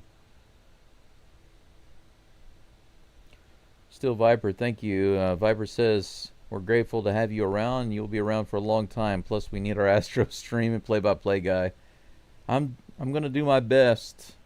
94 below the zone. Swing and a miss. 1 ball, 2 strikes. Just keep putting it there, man. Keep putting it there, Valdez. Here comes the toss. That one's in the dirt below the zone. Check swing. Did he swing? They say no. 2 balls and 2 strikes. You know, I have a nice laptop, fortunately, so if I were to go in the hospital, I could always take my laptop with me.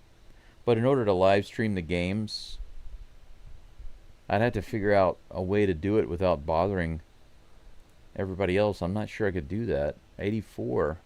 That looked like it was a good pitch up and in. But called ball 3. That's a full count. There are only 3 outcomes for me right now. One is I actually recover and I get over this. Number 2 is I go in the hospital.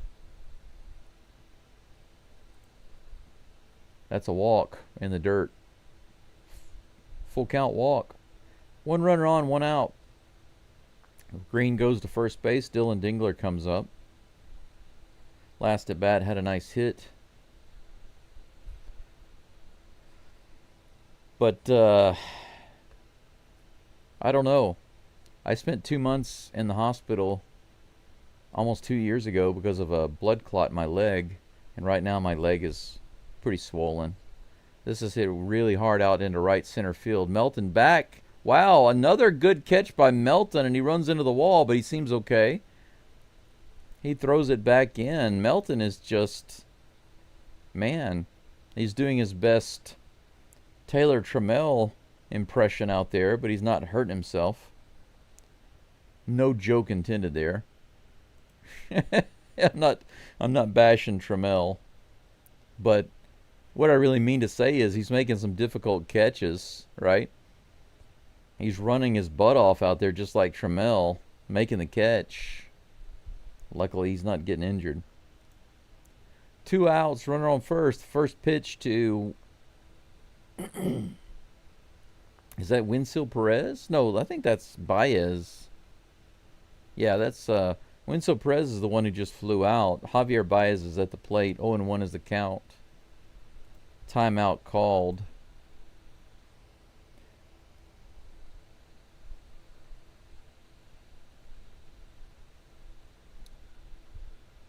Angel says, I used to have a cool job as an underwater welder, and after many years lost it because I was diagnosed with diabetes. Oh, underwater welder. I heard that not only were those dangerous, very dangerous jobs, but the pay was really good.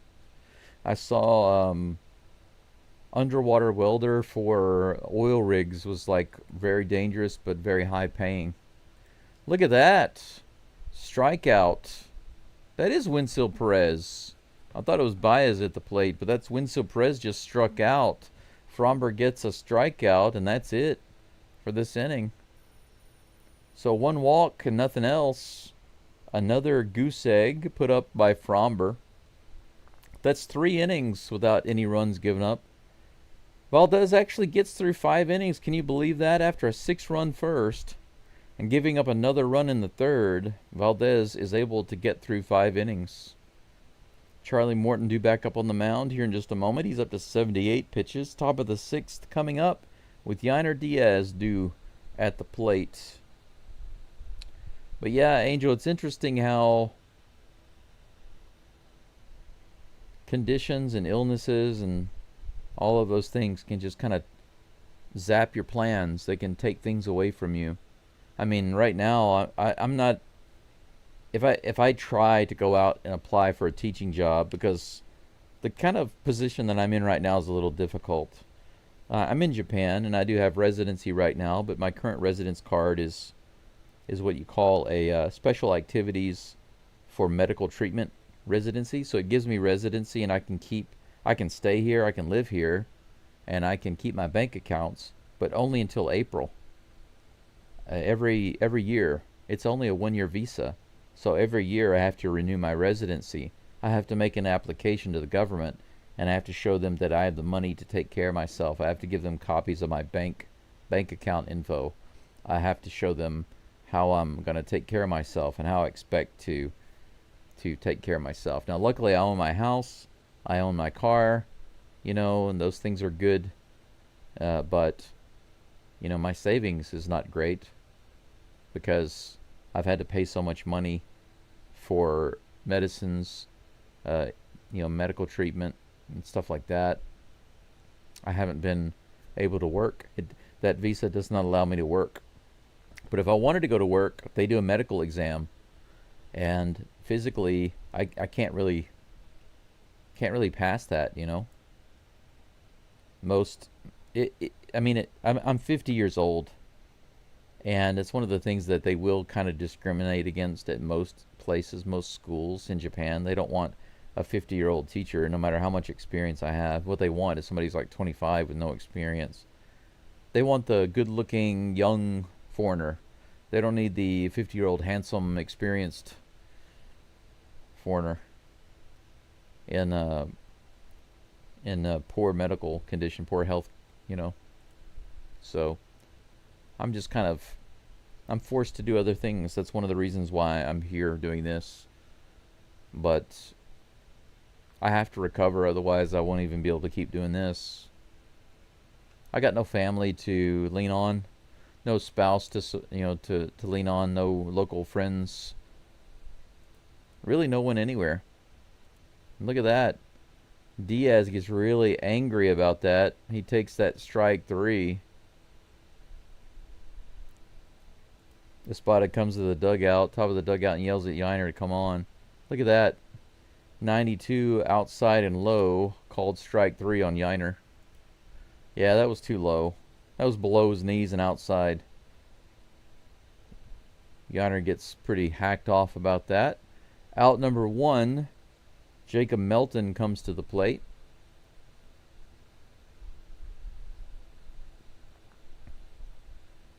Here comes a pitch. Melton fouls the first pitch off. Strike 1. Yeah, Gregory, I've gotten pretty good at recognizing the scammers very quickly. They're so stupid because they just say the same stuff over and over and over again. They all have the same script. If you ever see somebody come into the chat and say, "Hey, who's your favorite player?" Or, "Hey, do you think they'll win this game?" Or, "Hey, do you think they'll go to the playoffs?" Automatic scammer. 99% chance that they're scammer. And he might change his name and subscribe again. But the problem is they're so stupid that they'll just keep coming in with the same types of questions. Here comes the 2-1 pitch to Melton. He fouls that one off. 2 balls and 2 strikes. Sometimes the scammers will come into the chat and they'll ask you guys directly. Like they'll say, "Hey, Gregory, do you think the Astros can come back and win this game?" I mean, just random crazy stuff. Here comes the 2-2 pitch to Melton. High and outside. Full count. Cougs thinks that they need to replace Sanchez, let him take a few days. Well, when you say replace him, I guess you just mean take him out for a little while and let him rest. 80 miles an hour outside and called a strike 3. Milton is shocked also. This umpire is ringing up the Astros on pitches that are outside and low. That's 2 strikeouts in a row on pitches that should have been balls.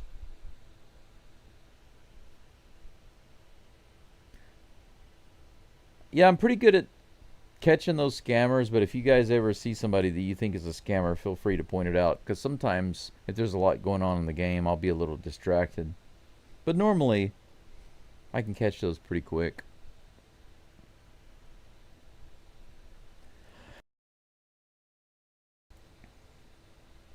Doobie is at the plate. Swing and a miss on that first pitch outside. Oh, that's a second pitch? I missed the first one. 0-2. 2 outs, nobody on. 0-2 to Doobie. He had a nice 2-run homer his last at bat. Almost hits him on that pitch. 1 ball, 2 strikes.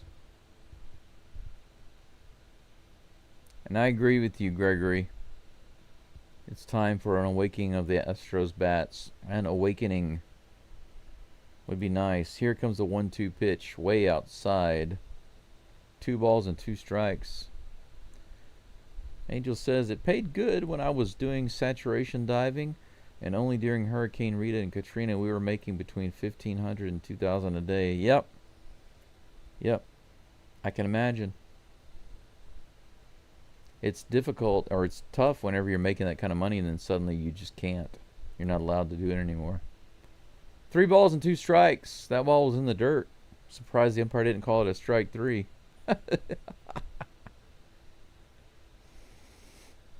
Here comes the next toss. No, not yet. Doobie has a little timeout. He wants to rewrap his gloves. Still Viper says, hope everything is alright. Angel, diabetes is no joke and still hard to maintain, especially dealing with other factors like the flu, for example. Yeah, man, you're right. Hard to find the right medicines to take. Here comes the full count pitch to Doobie.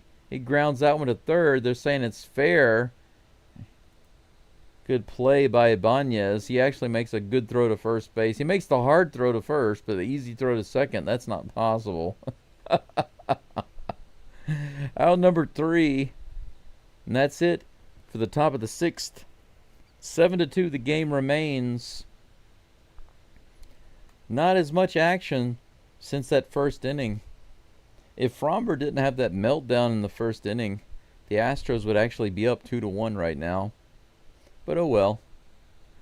Still Viper, you said one of those things that's very true, is that when you have one illness or condition or disease that is ongoing, then when another one comes in, a temporary illness comes in, plus you have symptoms to deal with that are caused by your disease, and all of those things mixed together, it really sucks.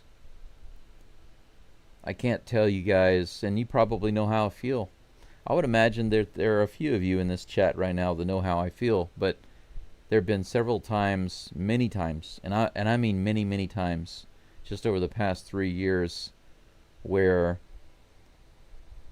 I just wanted to lie down on the ground and just give up. You know, I remember when I was still teaching, not long after I was diagnosed, the only reason I went to the doctor is because suddenly I was having a hard time getting oxygen, and I was getting tired super fast. Just going up one flight of stairs, just one floor, was wearing me out. And then I went to the toilet, and when I went to the toilet, it was all blood. That's not something you want to see. So, had to go to the doctor. They did a bunch of scans and stuff and said, you have a massive tumor on your kidney. And I'll tell you what, just it's been ups and downs, but mostly downs between that time and now. But I will say that there were so many times, countless times, where I felt so terrible I just wanted to lie down on the ground. Swing and a miss. Sean Dubin is now on the mound for the Astros. I think I got Dubin's picture, his portrait on the screen. Where is it at? There it is. Next pitch on the way. Low and outside. Strike two. Nice fastball. I wonder if Dubin can have a nice outing today. Javier Baez at the plate. 0-2 is the count. The Swiffer way outside. 1 ball, 2 strikes. But I'm going to guess that several of you guys have had that feeling before. Your body's in such poor condition, you just don't even want to anymore. You know what I'm saying? This is grounded over to Pena, who fires to first. Baez goes down on a ground out. That's 1 away. Jake Rogers comes to the plate.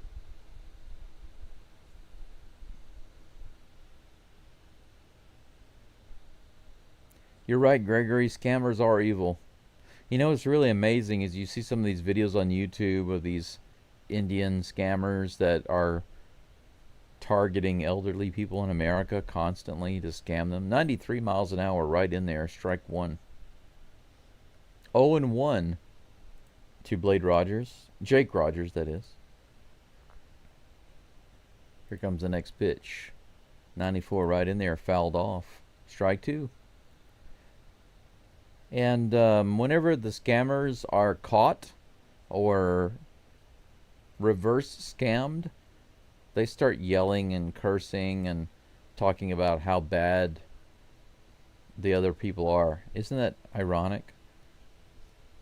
Curveball in the top of the zone, fouled off. The count remains 0-2 to Jake Rogers. 1 out, nobody on. It's amazing how these scammers are lying and cheating people, sometimes out of their retirement money. Elderly people, the weak people, the most vulnerable people in society, and whenever you catch them, they think you're the bad one.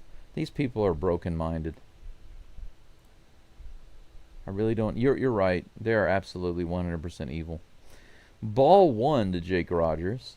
1-2 is the count.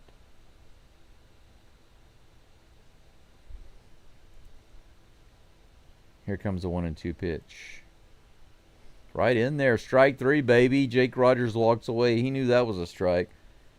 Sean Dubin gets out number 2. Ground out, now a strikeout. So far, Dubin looking so much better than he did his last outing. Jahmai Jones comes to the plate next. Angels says, I'm 53. Decided to retire 3 years ago. So I've been taking it easy. Good for you. Here comes the pitch. 93. You could say that my health condition kind of retired me 3 years ago. I did spend 1 year studying Japanese in language school. Here comes the next pitch. Outside, 1-1.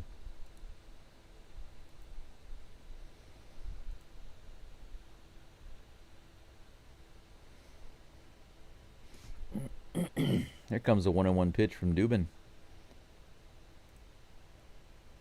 Jones takes that one at the top of the zone. Curveball. Umpire thought it was a little too high. 2 balls and 1 strike. Schutz says they had to step away. The boss man came to the office. Should know not to bother me when the Astros are playing. Stupid boss. What kind of a boss is that? Whoops, I'm sorry, Astros are playing. I'll come back later. That's what the boss should say. 3 balls and 1 strike. That one bounced to the backstop. 3-1 to Jahmai Jones. Come on, Dubin. Get this third out. Lock it in. Here comes the pitch. He swings at that one and hits it out into center field. Should be playable. Melton is back to the warning track, and he gets it. Just enough room in the park for that one. Over 400 feet out there to center field. But that's out number 3. 3 up and 3 down for Dubin. How about that? I'll take it. Ground out, strikeout, fly out. Dubin gets the cycle. We're going into the 7th inning, the top of the 7th. Believe it or not, the Astros have put up 3 goose eggs against the Tigers in the 4th, the 5th, And the 6th. I should get up and stretch my legs right quick. I'm going to go out and get some more hot water. I'll be right back, guys. Go Astros.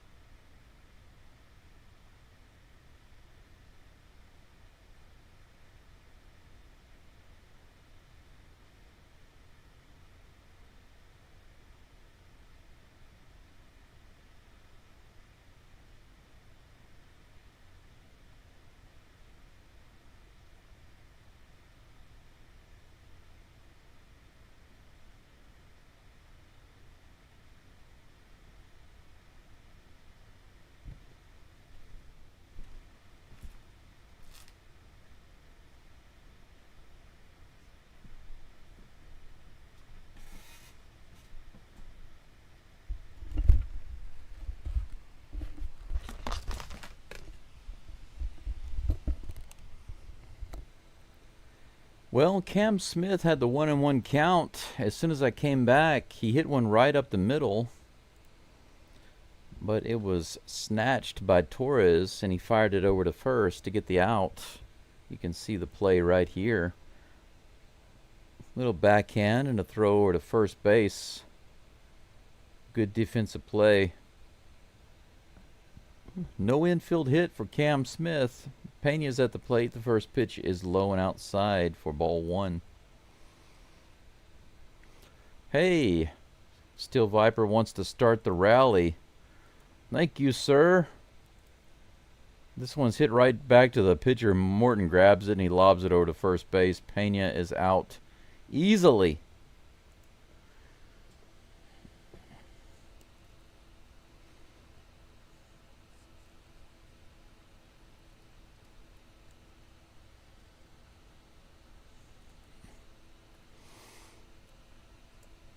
I'll say thank you. Rally incoming. 2 outs. Correa at the plate. Fouls it off.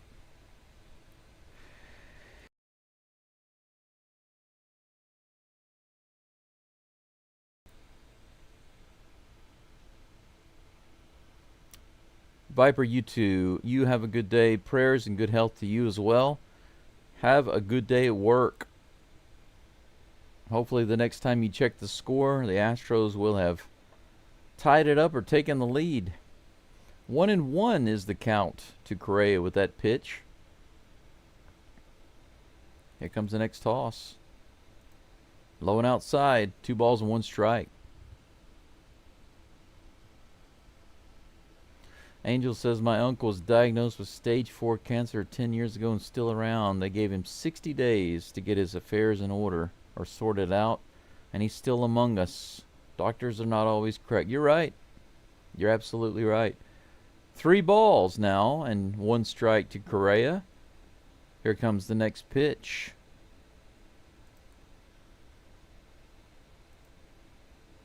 Fouled off, full count. Brendan Hannafy is on the mound now for the Tigers, by the way. I have not changed that on the screen. I'll update that now.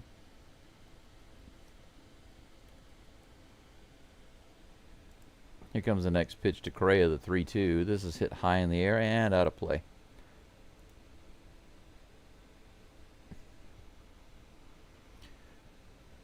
When I was in Houston, Angel, when I was in Houston and when I was a little boy, I was in elementary school. I got very sick. And they took me to the doctor. They had to put me in the hospital.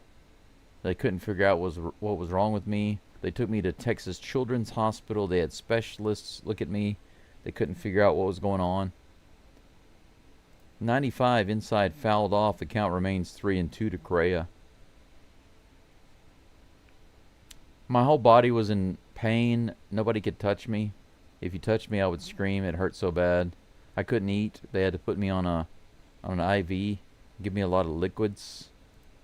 Here comes the 3-2 again. Correa goes to the opposite field again. How about that?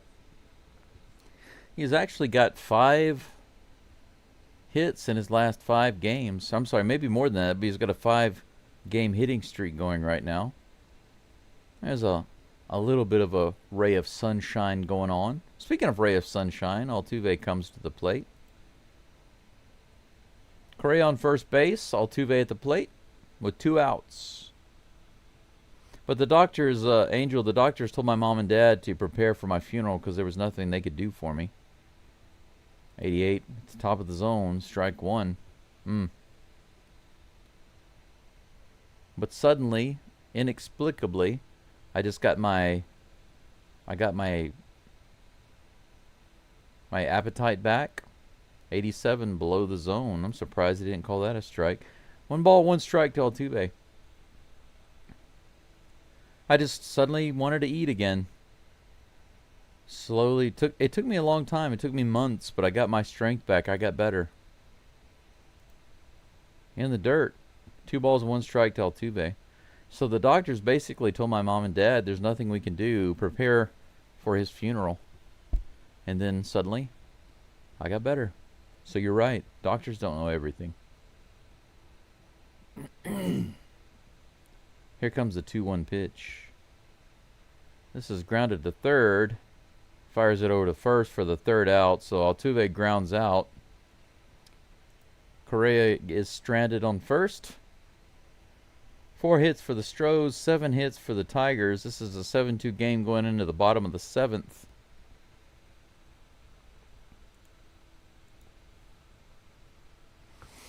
Right now, my main issue is just trying to figure out how to improve the blood flow in my leg. I've got this damaged leg from the blood clot, the DVT, the blood clot that I had in my left leg. It's been giving me a lot more problems recently. Yesterday was pretty bad. And if there's a clot in there and it comes loose, then it goes to the lungs. And that's just another wonderful side effect of having a cancer tumor. So it's interesting how right now the biggest threat for me isn't even the tumor on my kidney. It's the effects, the symptoms, and the other problems that it's causing in my body. Isn't it crazy?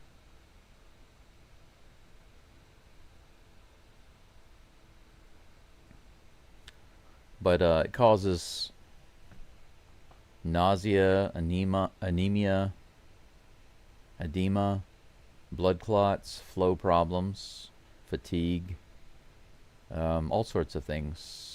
I can't even think of it's a long list of symptoms, and the symptoms are like a combination. It's like a Joe Espada lineup. It's different every day. Different pitchers, different lineups. Take your pick. It's always different.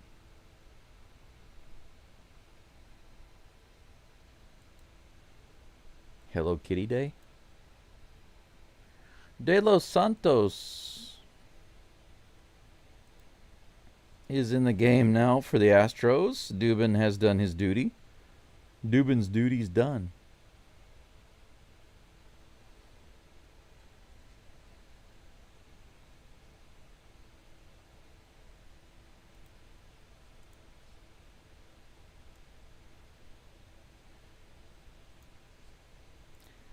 First pitch from De Los Santos on the way. 87-mile-per-hour slider right in there. Fouled off for strike one.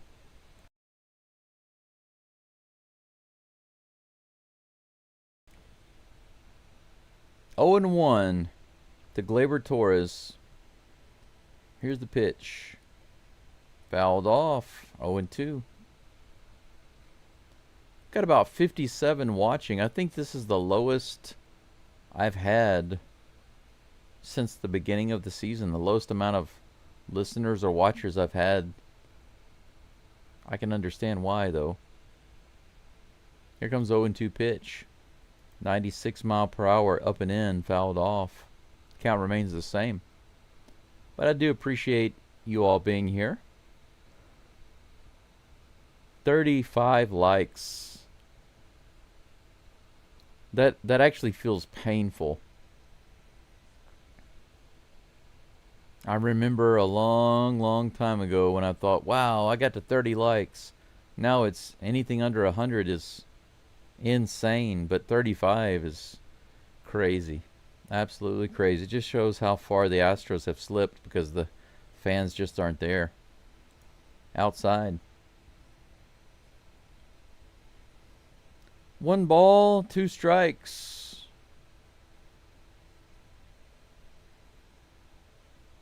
Here comes a 1-2 pitch to Torres. This is hit high in the air. Who's going to get it? Dubon grabs it. In shallow right field. 1 away. Andy Ibanez comes to the plate. Yeah, Fernando, you're right. It is an early mid-game or midweek game.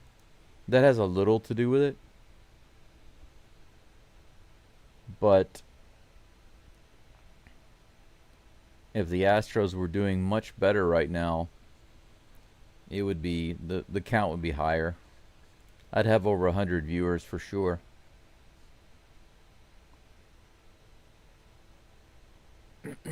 Oh and 1 with that pitch. Here comes the next toss from De Los Santos.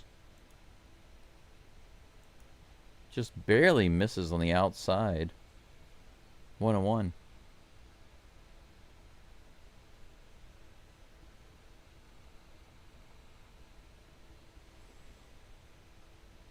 One ball, 1 strike, 1 out. Nobody on. Here's the pitch. Above the zone, 96 miles an hour, 2 and 1. Bottom of the 7th. Astros with 2 more opportunities after this to put some runs on the board and make this a game. Here comes the 2-1 pitch. Right in there on the inside. The slider fouled away by Ibanez, I guess you could say. I think it's right, Ibanez. Count is even. Here comes the 2-2. 96 up and in, fouls it off. Count remains 2 and 2.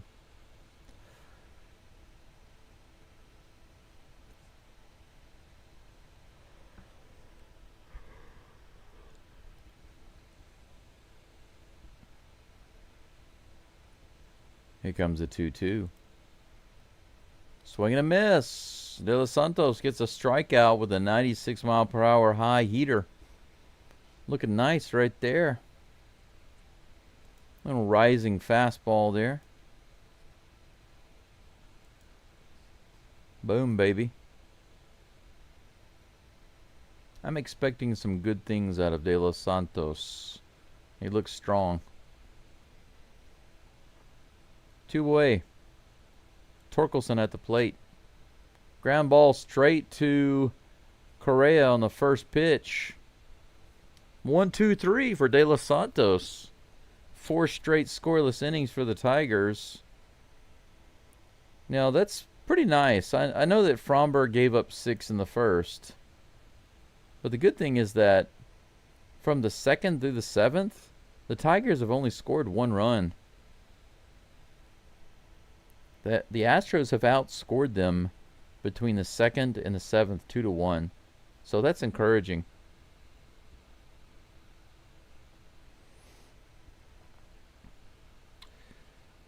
John asks a question I've never thought about.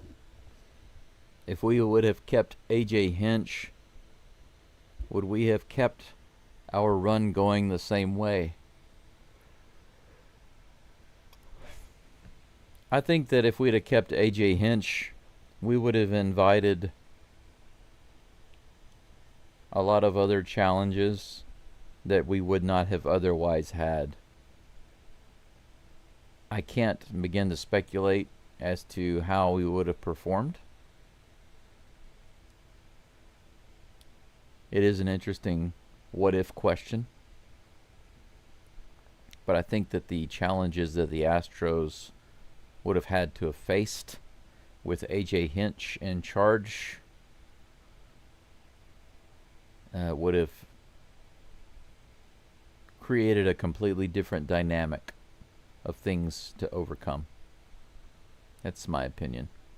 I know it's a little vague, but that's because it's a difficult question to answer.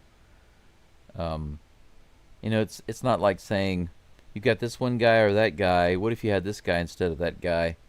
This guy is more analytics focused and that guy is more emotional focused, and his decisions, his gut feelings or something. It's not that simple. I think because of his reputation and the attachment and the feelings that people have about Hinch would have created its own hurdles for the Astros to overcome. So who knows? Walker at the plate takes that first pitch for a strike. The second pitch barely misses low. It counts even 1-1. Hanafy's still on the mound for the Tigers.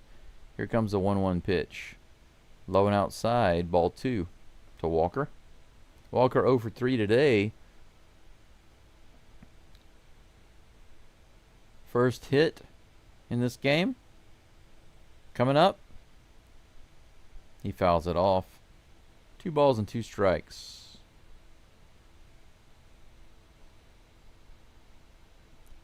Three subscribers away from 1,000. Man, my subscriber count has completely stalled since it got to about 985. It is all but stopped because of the Astros performance. It's crazy. Here comes the 2-2. Swing and a miss. Strike 3. Walker strikes out. That's 2 strikeouts today for Walker. And he's, what, 0 for 4? Yeah, 0 for 4. Speaking of A.J. Hinch, he comes out to take out Hanafy. He just wanted him there to face Walker. They're showing highlights of Zach Short. Zach Short's home run in Daikin Park against the A's. That's funny. A guy that we sent back to the minors. Actually, he would have become a free agent, but he opted to go back to the minors, I think, for the Astros on his DFA assignment. I think he accepted it.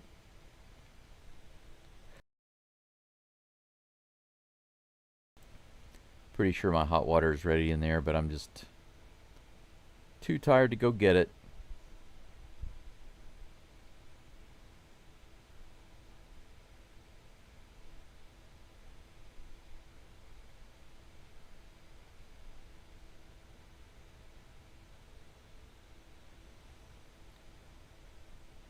Tyler Holton will be the new pitcher.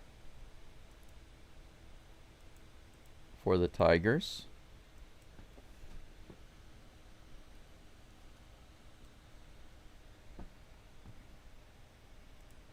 He will be facing Jesus Sanchez, who is over 3 today. And Yainer Diaz is on deck.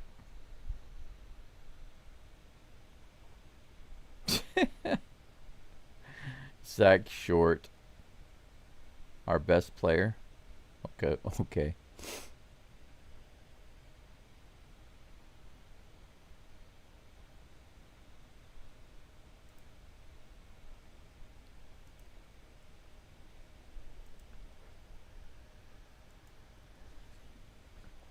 Tyler Holton, the lefty, is on the mound.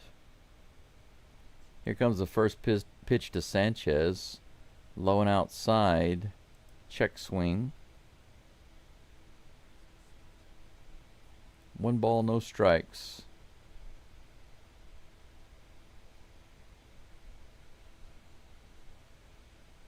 Here comes the 1-0. Another check swing outside. 2 Swiffers in a row. 2 balls and no strikes. Or did they call it a strike? They say that's 1-1. Did he actually go around? It didn't look like he went around. This is hit out into left field, but that's going to be right to the left fielder. Almost got a hit. Sanchez doesn't strike out at least. He finally hits the ball, and it's off of a left-hander. Go figure. 2 down. Nobody on. Yainer Diaz comes to the plate.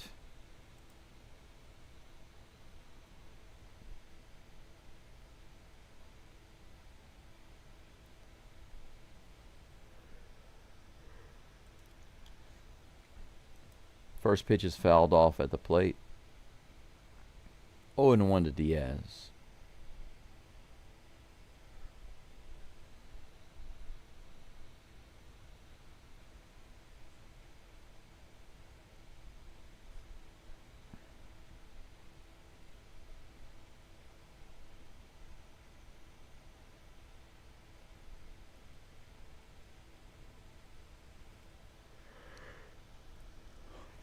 The 0-1 pitch on the way. Yainer hits it out into left field. Nice single. A little rip out there.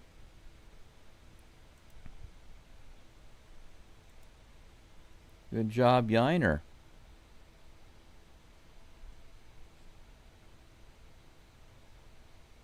Yainer Diaz not having a bad day today. Couple of hits and a walk.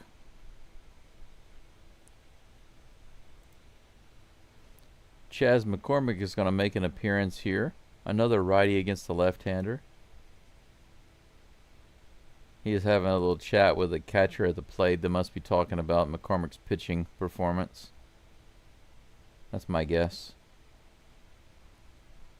How about a big hit by McCormick? A big one by Doobie and a big one by the Tasmanian Devil? That'd be great.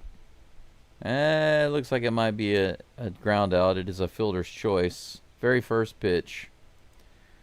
So McCormick comes up, puts the bat on the ball, but grounds into a fielder's choice. Diaz is out at second base. That's it for the Astros in the top of the 8th. Just one more opportunity in the 9th to erase this 5-run deficit. 7 hits for the Tigers, 5 for the Astros. De Los Santos may be back up. He pitched 12 pitches in the last inning. We'll see if he's still on the mound when we come back.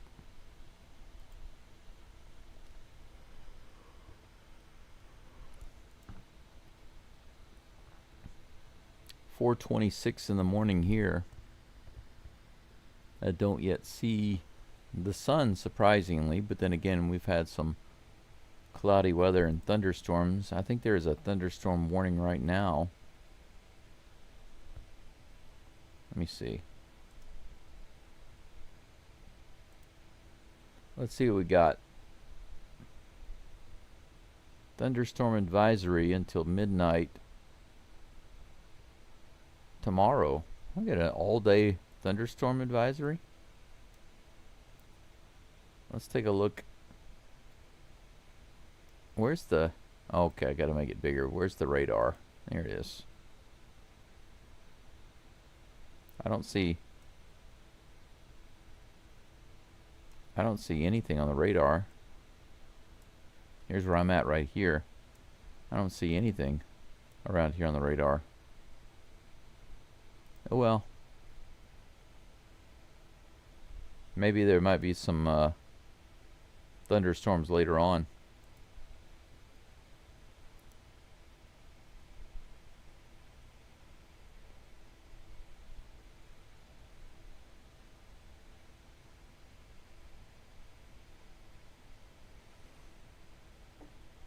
Logan Van Wy is in the game for the Astros. I do not have his new picture, I believe.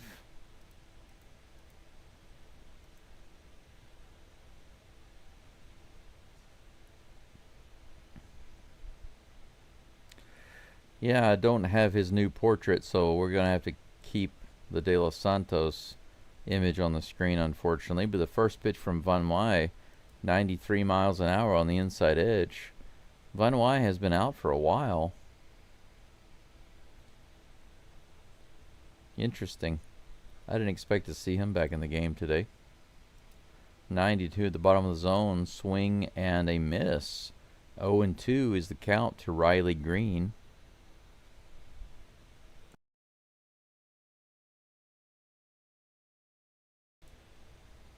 Here comes the next pitch from Van Wy. Grounded over to first. Walker is able to knock it down and shovel it to Van Wy to get the out at first base.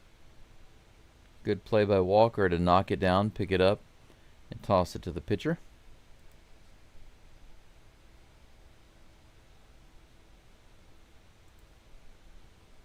One away. Dylan Dingler comes to the plate. One away, nobody on. Here comes the pitch. Low and outside, ball one.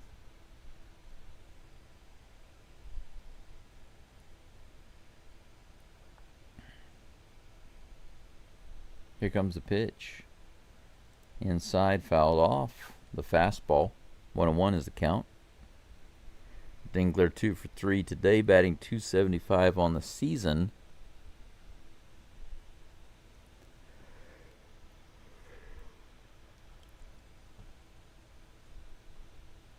Here's the pitch. Fouled off.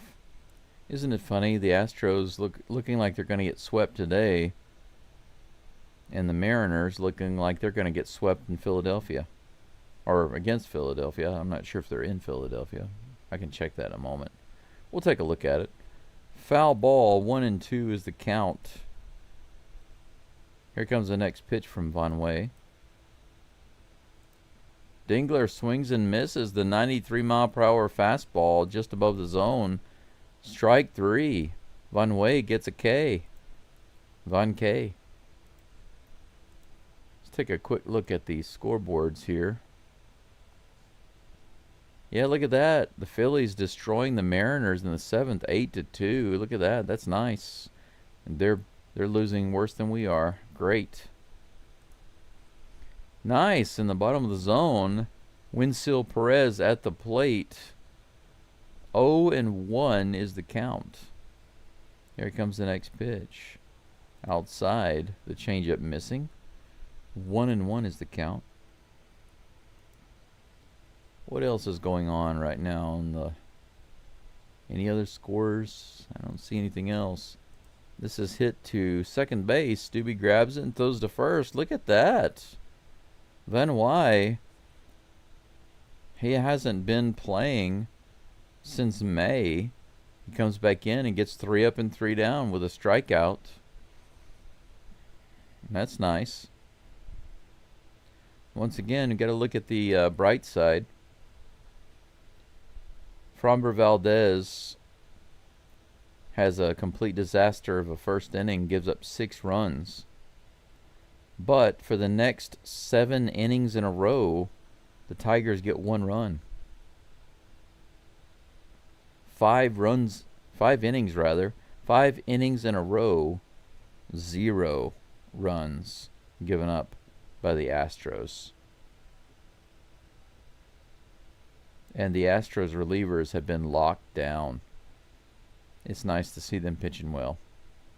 De Los Santos and Dubin and now Von Way. That's nice.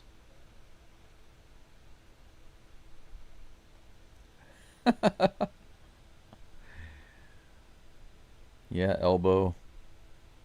Cooper Hummel was amazing. Almost as good as Brendan Rodgers, actually. Losing Brendan Rodgers was a disaster. We really missed that bat.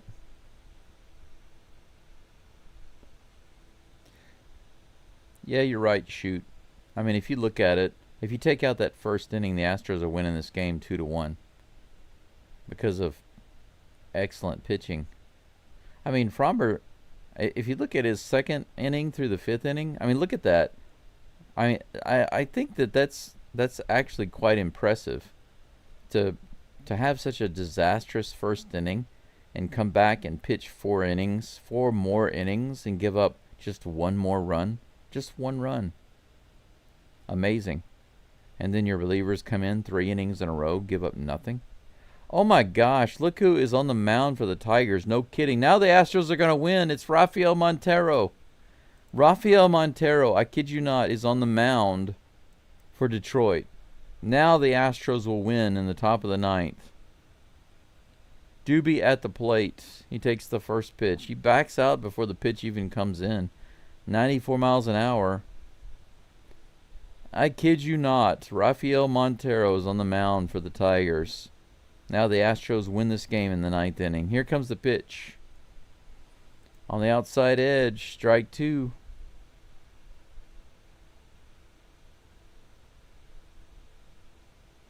Mr. Page, hello to you. Yeah, we got the 2 runs we needed yesterday. That's right. Here comes the next pitch for Montero. 95 high, check swing. He doesn't go. 1 ball and 2 strikes. The good news is Montero, the lead blower, is on the mound.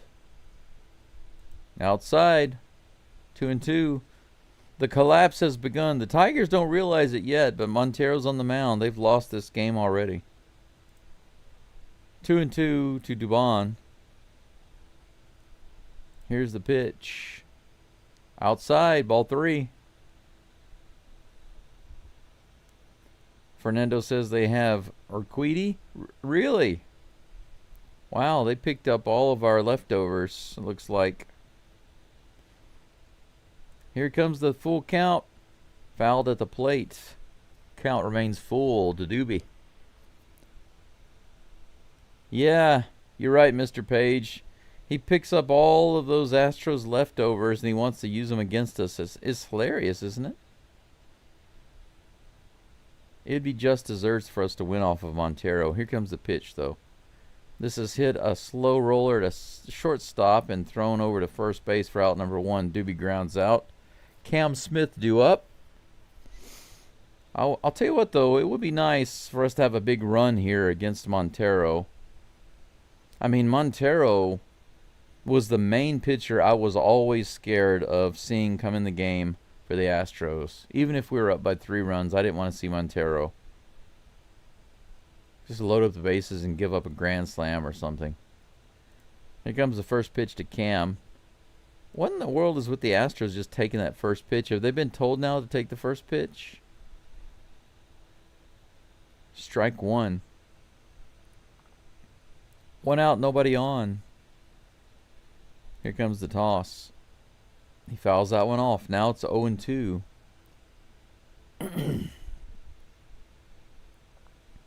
Absolutely. We need to get some of those runs back, Mr. Page. Montero owes us.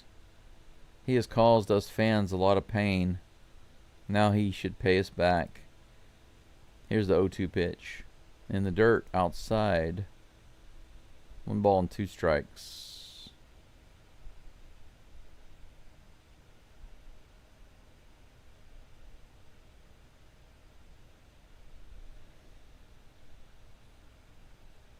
Here comes the 1-2 pitch.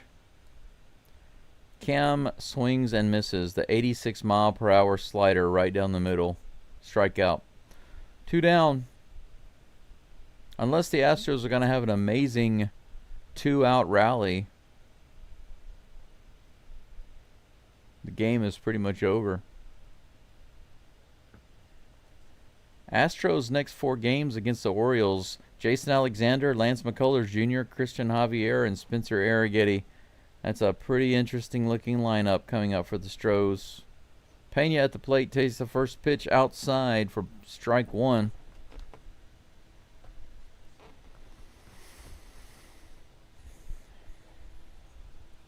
Two outs, nobody on. 0-1 pitch. Below the zone, swing and a miss. Now the crowd is cheering. They've been completely dead for so many innings, and now they're cheering. 0-2 to Pena. He had 0-2 on both batters and then started throwing balls. Pena hits this one into center field. It's going to be easy. And that's it. The Tigers get the sweep of the Astros. Montero gets some revenge. I don't know. I don't know if he even needs revenge against the Astros. It's not like they did him wrong. He did the Astros more wrong than they did him. But we lose 7-2. Tigers with 7 hits, 7 runs, 2 errors. Astros 2 runs, 5 hits, no errors.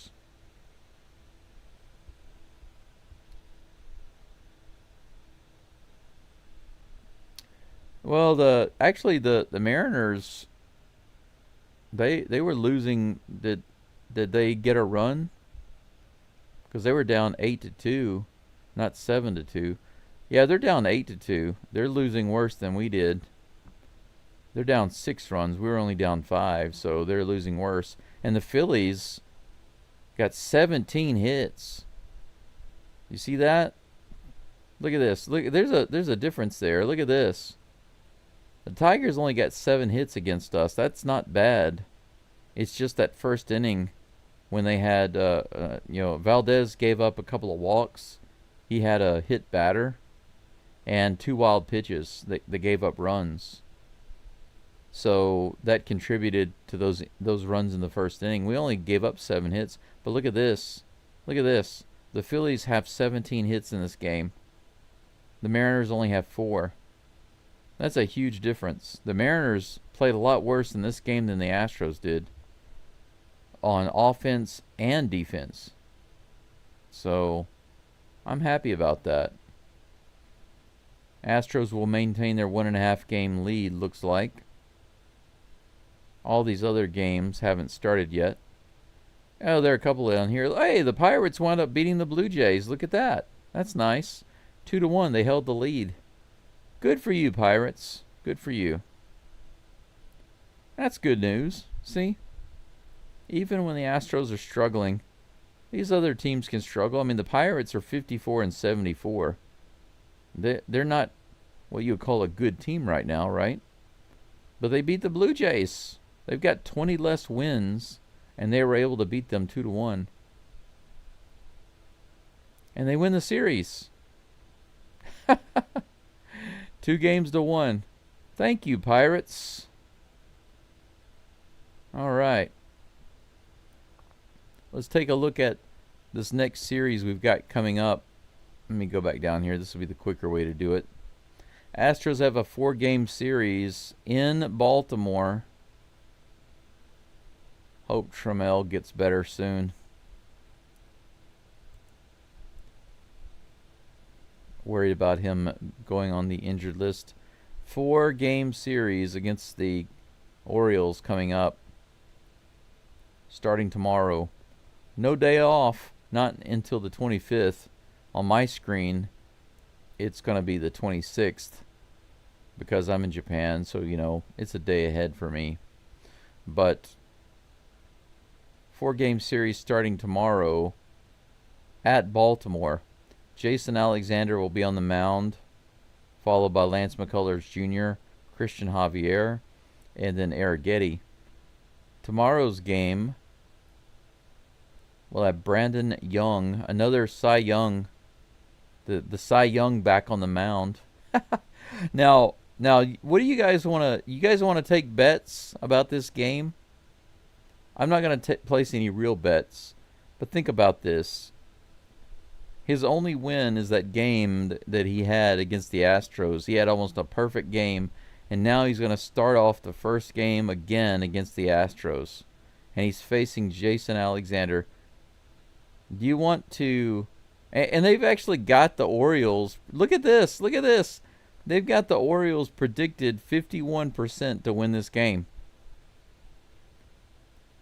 What do you want to bet that Brandon Young gets blown up this game and Jason Alexander goes 7 innings? That's more likely than Brandon Young getting another win. That's the way I feel. I don't think that he's going to do that. Just my thoughts. Anyway, let's see here. Swept by the Tigers, almost swept by the O's. No big deal. No big deal. It'll be okay. Phillies helped us out. Yes, they did. Pirates may have helped us out too.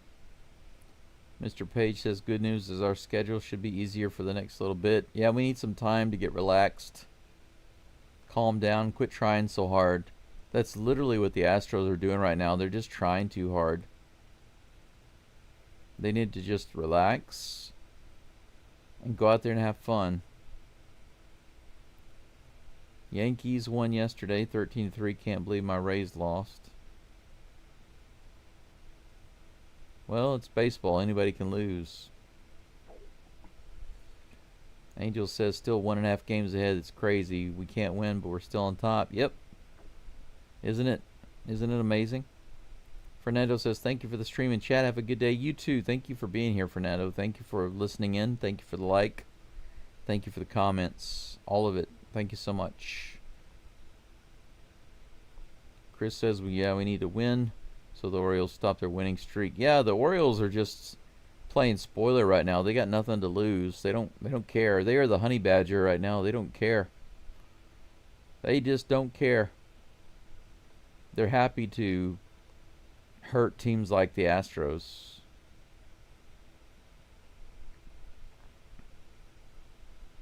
Mr. Page says exactly. Right the ship, catch a wave. This is just the series to do it. You know what? If the Astros slap the Orioles around like the redheaded stepchild they are, it will do a lot for the team. The pitching staff and the batting staff. In my world, I imagine a 4-game sweep. The Astros sweep the Orioles in Baltimore, and they score more than 40 runs in total. That's my early Christmas wish. It's my Christmas wish. It's my only wish. I don't want more porridge. I'm hungry and my stomach hurts. It calls out food. But rather than nourishment, I just want the Astros to sweep the Orioles. Santa, if you're there, bring me my Christmas wish in August. Yep. Yeah, I don't mind the Orioles kicking the crap out of everybody else, but leave the Astros alone. The Astros stopped believing in Santa Claus. They need to recapture the magic. That's right. They need to believe in Santa Claus again. They need to believe in miracles.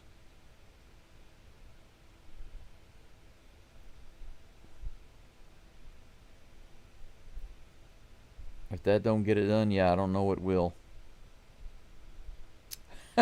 Chris says, I like the Orioles AI in the cage in your streams. Oh, you mean the thumbnails? Yeah, I thought it was pretty funny. The actual ideas for the thumbnails come from me. I come up with the ideas and I describe them in detail to the AI and it creates the images for me. Sometimes they don't come out exactly the way I want them, and then I have to use Photoshop to correct them, or Canva. But that one came out pretty good. I had to make a couple of corrections to it to get it to work out. But that's what I wanted. I wanted it to be like a spaceship with a sci-fi astronaut who has caged a mutant Oriole. Make it look like he was captured on another planet or something. And I got what I wanted. I had to make some modifications and some corrections. But thank you. I appreciate it. I think that's it for tonight. It is almost 5 in the morning. I still don't see any light outside, so there must be a lot of clouds out there right now. Yeah, that's right, Chris. It's a nod to being in a spaceship or being in a space center. Just a nod to the Astros, you know. But anyway, that's it. I really do appreciate all of you. For those of you who are listening in, those who donated, Gregory Martinez, one of my members, sent me the super chats, and also Steel Viper, who sent me the super chat. I hope you all have an excellent day. Mr. Page, you too have a good day, a good morning, good afternoon, good evening, wherever you are. I'm going to try to get a couple hours of sleep, and then head to Hiroshima City. That's it for now. Thank you so much for being here. See you tomorrow for Game 1 in Baltimore against those Dirty Birds. But that's all I have to say for now. Until tomorrow, go Astros, and see you tomorrows. Bye-bye.